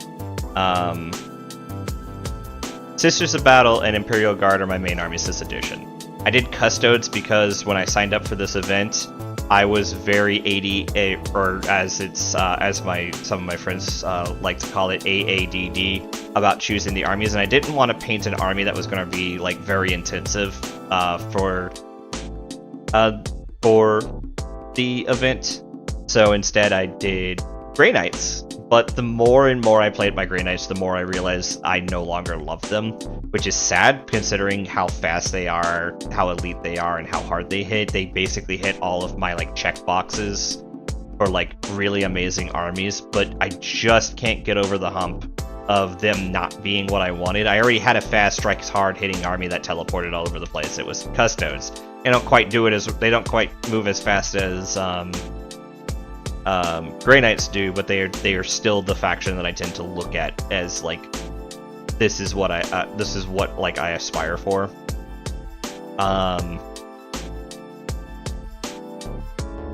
So there came up an option in May. I played a game. I was set on doing Grey Knights. I had just started airbrushing them to get them ready for Nova. I went pretty crazy about it too. Like I spray painted all their armor, their weapons, and their Stormbolter casings in the colors that I would need to paint so that I would have much less time. And all I would have to do is just the gold detail work and the washes. Then I played a game of Horus Heresy against my friend Karyudo. Karyudo is a great friend. He doesn't care who he plays against, he just wants to play a game against you and have fun. And we played a game featuring Dreadnoughts. And the thing that was holding me back about keeping Custodes, and why I was tempted to sell my thousands upon thousands of points of Custodes, was that I was no longer having... I no longer could pull them out and enjoy them. And the reason I couldn't enjoy them is that Custodes in a casual setting... I'm a casual competitive player. A lot of my friends I play are just casual. But I am casual competitive. I like to win, I like to go to tournaments, I like to do events. My friends more prefer, like, you know, kitchen table games and playing there. So, I found Custodes to be very overbearing against most people. But my friend Sean didn't care. He just was like, he's who I would call kind of more just a casual player. He's competitive, he wants to win, but he's definitely more there to have fun playing the game than he is to win the game. And he kicked my ass. But, like, there were definitely parts where he was just getting blown away. But I very quickly realized I was having fun, and I was having fun because Custodes were playing how I wanted my Custodes to play. They were a lot more fragile in Horus Heresy 2.0 than they were in 1.0. They were very kind of brutal and overpowering there. They were basically an army of Terminators that had higher initiative than everyone, which meant that they swung and hit first. Which is a very powerful ability. Now they're a very powerful army in full Artificer armor that swings and hits first, but they don't have as much invulnerable saves as they used to have, which kind of, like, makes them a little weaker than before. But because of that, because of several bad incidents that I had, Custodes got ruined for me, and it was due to my friend Karyudo that really kind of brought my shine back to it. And so I decided I was going to do Custodes for Nova. Part of it was I already had way more stuff painted for Custodes than I did anything else, than I did for even my Grey Knights at that point, so I would have a lot less to paint. And painting Custodes is super easy. But another part of it was just... Custodes was an army that I loved since the day it came out. If I had to pick my top 3 armies of enjoyment, both hobby-wise and to play, Custodes would probably, while I don't like them in 10th edition, overall their gameplay since they've been released in both Horus Heresy 40k, you know, they are probably number 2 fighting number 1 with Sisters of Battle. Sisters of Battle being the other one. Funny enough, when I got my Grey Knights, it was around the time somebody who I played at a tournament that happened to be for cash prizes, and it was for the first place, second place cash prizes. The person who I played and I beat them with Custodes, but he showed up with an army designed to fight my Sisters of Battle because he didn't know that I had a Custodes army. And this was a league tournament. We did a league up to the tournament to see who qualified for the tournament, and then did a tournament. And I did the league as Sisters of Battle, but I signed up as the Imperium, and I had actually played my White Scars a couple times in the league just for fun. I have a White Scars 10th Company, like, scout army. And I played them with some bikes, and I had a lot of fun, and I won a battle and lost a battle with them. And I lost all my battles with Sisters. And the guy at the tournament knew I was playing Sisters. Because of the way the league set up, he only had to play just me. All the tournament stuff was done just different days of the week, and then the last day, he and I showed up for the final bout. And he knew I was playing Sisters, so he showed up with an army designed as Sisters. The problem was, the way we got to the tournament was when most people decided they didn't want to show up for the tournament. They were a little just burnt out with 9th edition, so it was just me and him playing for 1st and 2nd. Which, to be fair, I did not deserve to do, but I was there to have fun for a tournament. I didn't care if I won or lost. I won, got first prize for the tournament and the league, technically, got $80 in money, and he got 60. It literally was like 20 bucks, I think, difference. The dude was so salty he lost that he hounded me for a week after telling me about rules that I had gotten wrong. He told me that he had a bad attitude when he lost games. He hounded me so much after he lost about rules that I got wrong and how I owed him $20. That I actually refused to go back to the store for a while. And I refused to play both Sisters of Battle and Custodes. He ruined 2 armies for me. I didn't show up, and the bad part was this was a dude I was getting ready to commission to paint Angron, the Primarch, the 30k Primarch, not the 40k one, the 30k one.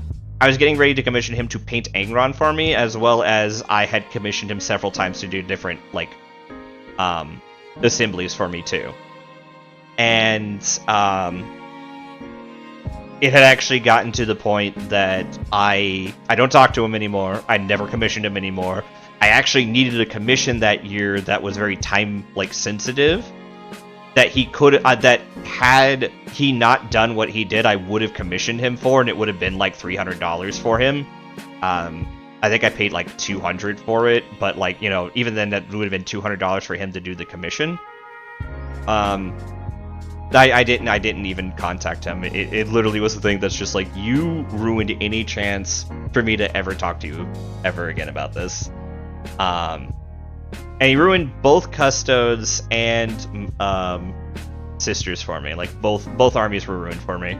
I actually got into a huge depression. I started playing Age of Sigmar for a while because I just Contagion was there. He can tell you. I could not be bothered to play 40k. It wasn't until the Grey Knights Codex release and the new way that they did Grey Knights psychic powers that got me hyped for Grey Knights, and I decided I was going to do Grey Knights. I didn't decide I was going to sell Custodes yet, but I was going to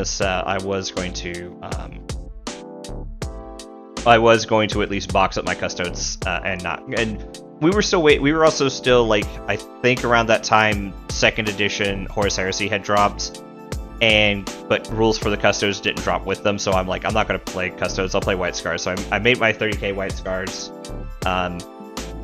got Grey Knights, built and painted Grey Knights. So Custodes went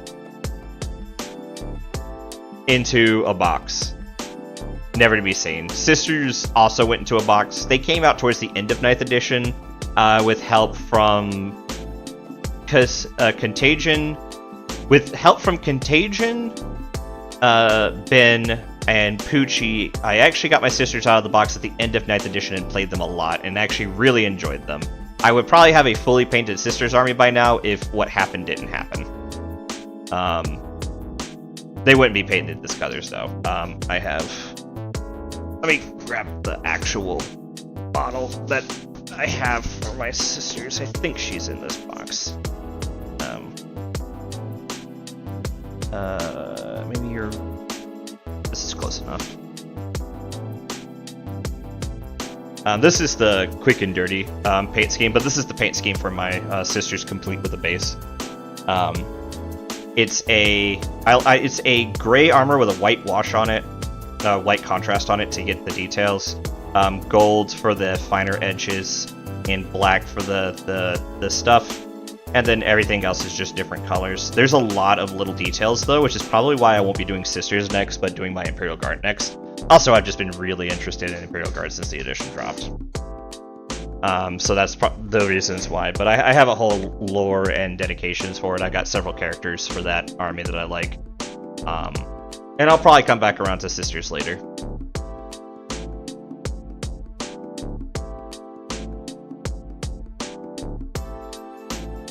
What do you guys think? Not bad?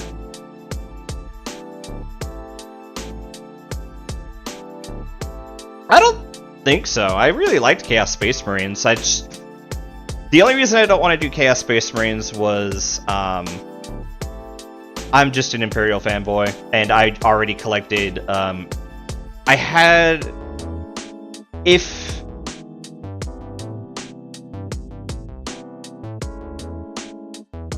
Absolutely. Also, hello, Keysby. Absolutely, and if you want tanks, I'm building Imperial Guard Leman Russes. I will lend them to your cause. I know that not the same as Solar Auxilia tanks, but I don't think anybody would care if you showed up with the 40k ones. But I really like Imperial Guard this edition. Also, how are you doing, Keysby? How's your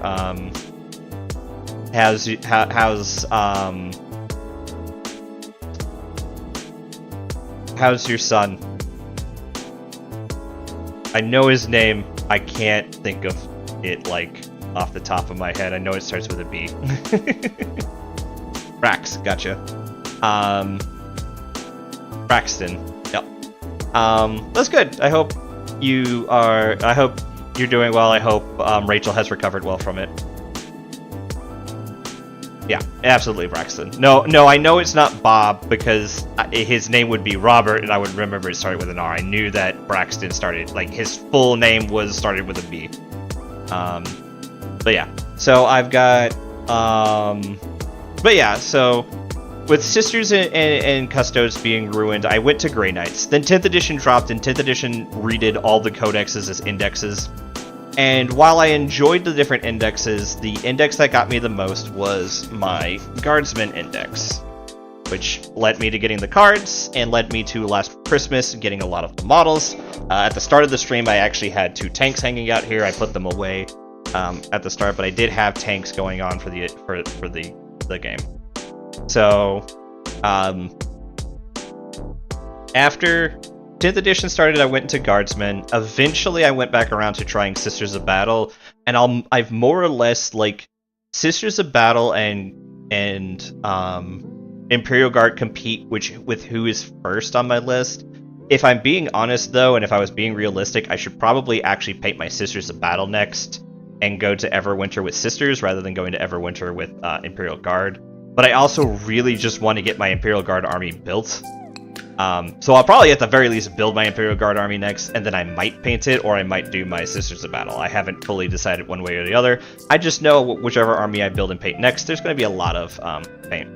Votann got me back into 10th. Every time I give out a grudge token, my brain gives me the happy chemicals. I love Votann. I will be fully honest. When I decided to do Imperial Guard, it was a combination between Imperial Guard, Tau, and Votann. I don't know where they're at, but I do have the Votann cards somewhere in this room, and I do have the Tau Codex for when I want to build lists and play Tau. And I have decided that Tau is a purely tabletop sim army, but I did actually at one point have Tau. I do have, where is she? She's probably over here. Yep. I did get the kill team for Votann. So I built the leader of the Votann. At one point, I'm basically going back and forth on whether or not I want to do Votann or Dark Eldar as like my complementary army after I sell my Grey Knights, and just have an army that's just not Imperium. But the thing that's throwing me off from doing Tau or Votann is that they both act very much like... The Tau acts like a much tougher but less well-armored Sisters of Battle. And the Tau acts like a better... a futuristic, better mech-suited Imperial Guard, and because of that, I probably won't do either of those two factions, and I'll probably end up doing Dark Eldar instead. But I do love the Votann. I played them several times this edition. I think they're great. I think the changes they made for them is very good. I really want to see what the Codex looks like, and I wouldn't be surprised if I end up still buying their army, because I do love the Dwarves. Basically, after this tournament, I'm going to see if there's another army I want to do, whether it be just do Marines, do Dark Eldar, or probably do Votann. It'll be one of those three still. Tau, they're really good, they're really fun, and I could totally teach you how to play Tau Grumble if you want, because I've got a lot of practice, and like I said, I absolutely sit down and have the Codex, and Lord of Contagion will be the first one to tell you that I have absolutely kicked his ass with this Codex, to the point that that he rage quit Space Marines for a few weeks and would not play me. Nice! Enjoy your tacos. But I will probably end up doing assembly after Nova for my Sisters of Battle army and my Imperial Guard army. Once I'm done building all my building and painting gets I'm going face deep into building Tau. Awesome. I do like Age of Sigmar 4th edition. Maybe Friday, when I'm doing more painting, I can talk about Age of Sigmar if those questions come up. I have opinions. I think... Let's see, Keesby says, I think I just like War of Attrition shooty factions, considering Necrons are my other army. To be fair, I haven't played Necrons in 10th edition. I've played against Necrons in 10th edition. They are very much still an attrition army. They play a lot like Soulblight Gravelords do, so I know the play style, and I can definitely tell you that there is a good addiction to that kind of play style. Yeah, Contagion kicked my Imperial Guard's ass up and down the table, but that was before my Imperial Guard got their upgrade, so I would like to try that battle again and see. I do think my Custodes against that list would be... I don't think I auto-win, but I think it becomes a harder thing for you to handle. Maybe we'll try that next weekend before I leave if I don't have any paint. If I finally finish my painting and I don't have any painting left. We'll see how that happens. Necrons, though, they're in a very good place. They have a very powerful codex. They're propped up by C'tans, I think, a little more than they should be, but overall, I think they're a fine army. They're good. They do the battle of attrition that you like. And I think they do the... I think they would out-endure, like, Votann, but I think Votann are just more interesting. They finally announced a Votann book. I'm looking forward to it. I'm currently saving my credit for when it releases, because I don't know when it's coming out, and I want to be able to buy the damn book. We fucking finally, like, that book will probably, that book is going to be competing against the Lilith book that dropped for the Dark Eldar on whether or not I end up doing, a Votann army, because I like their lore if I end up doing a Dark Eldar army, because I want a fast army to complement my, slow armies. Yeah, I am, like, $4 at Midgard away from a $120 credit. Like, no joke, I could buy a paint pot and be there. I've been trying to buy the Sisters of Battle Codex from them, and then I was either going to use the $120 to buy a Rogaldorn tank, or use the $120 to buy the Triumph of St. Catherine. One or the other.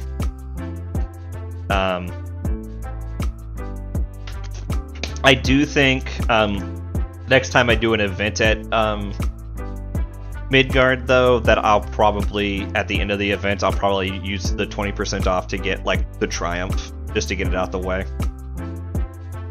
Because the events, like, they give you, like, discounts and stuff.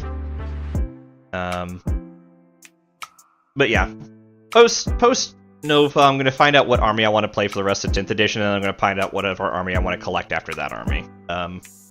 I am starting to wind down on what armies I want to collect. I've actually kind of, like, zeroed out, like, Age of Sigmar armies, Soulblight Gravelords and Hedonites and Slaanesh. That's it. That's all I'm going to have. I've been avoiding Old World like the plague, because every time I want to get an Old World army, I go play Total War Warhammer 3, and that has been settling that one for me. Fun game, and it while it drives my ADD, it used to drive my ADD to get Warhammer Age of Sigmar armies, but now that Warhammer Fantasy Battles is out, it's just been driving my ADD to go play it instead of Warhammer Fantasy Battles. But yeah, so... armies that I played in, like, Chaos Space Marines, man. I like them. I like them this edition. I liked them last edition. I think they're a very good army. I think that they need, I don't think they need a lot of TLC. I think that if you leave them alone and the edition continues with how the Codex releases have been, that the army will be fine. Yeah. I think it's 11:49. I need to go to bed. Shortly. So we're gonna go ahead and move over to the end screen and wrap up for the night. Bam! I don't know how many of you guys seen my cool ass end stream, but here's my end stream. So for those of you who don't know, I do have my own Discord. I will be posting pictures of what was done today, and if you want to ask me more questions, you totally can. You can go to Discord. over here. Let's see, did I have any followers? No new followers today. That's fine. Several viewers at the end though, so that's nice to see. So I'm glad you guys came out to enjoy me painting. We are still behind on Nova. I will probably get all the gold trim done. If I don't get all the gold trim done tomorrow, I'll probably end up getting the other blade guard that was gold and purple done tomorrow. And then we'll be doing all the gold trim on Friday, but we will be doing another one of these Q&A paint streams come Friday. Please come pick my mind about Warhammer, or if you're curious about me, please come in and just ask questions about me. You can learn more about me, and learn stuff. So Friday we'll be doing another paint stream.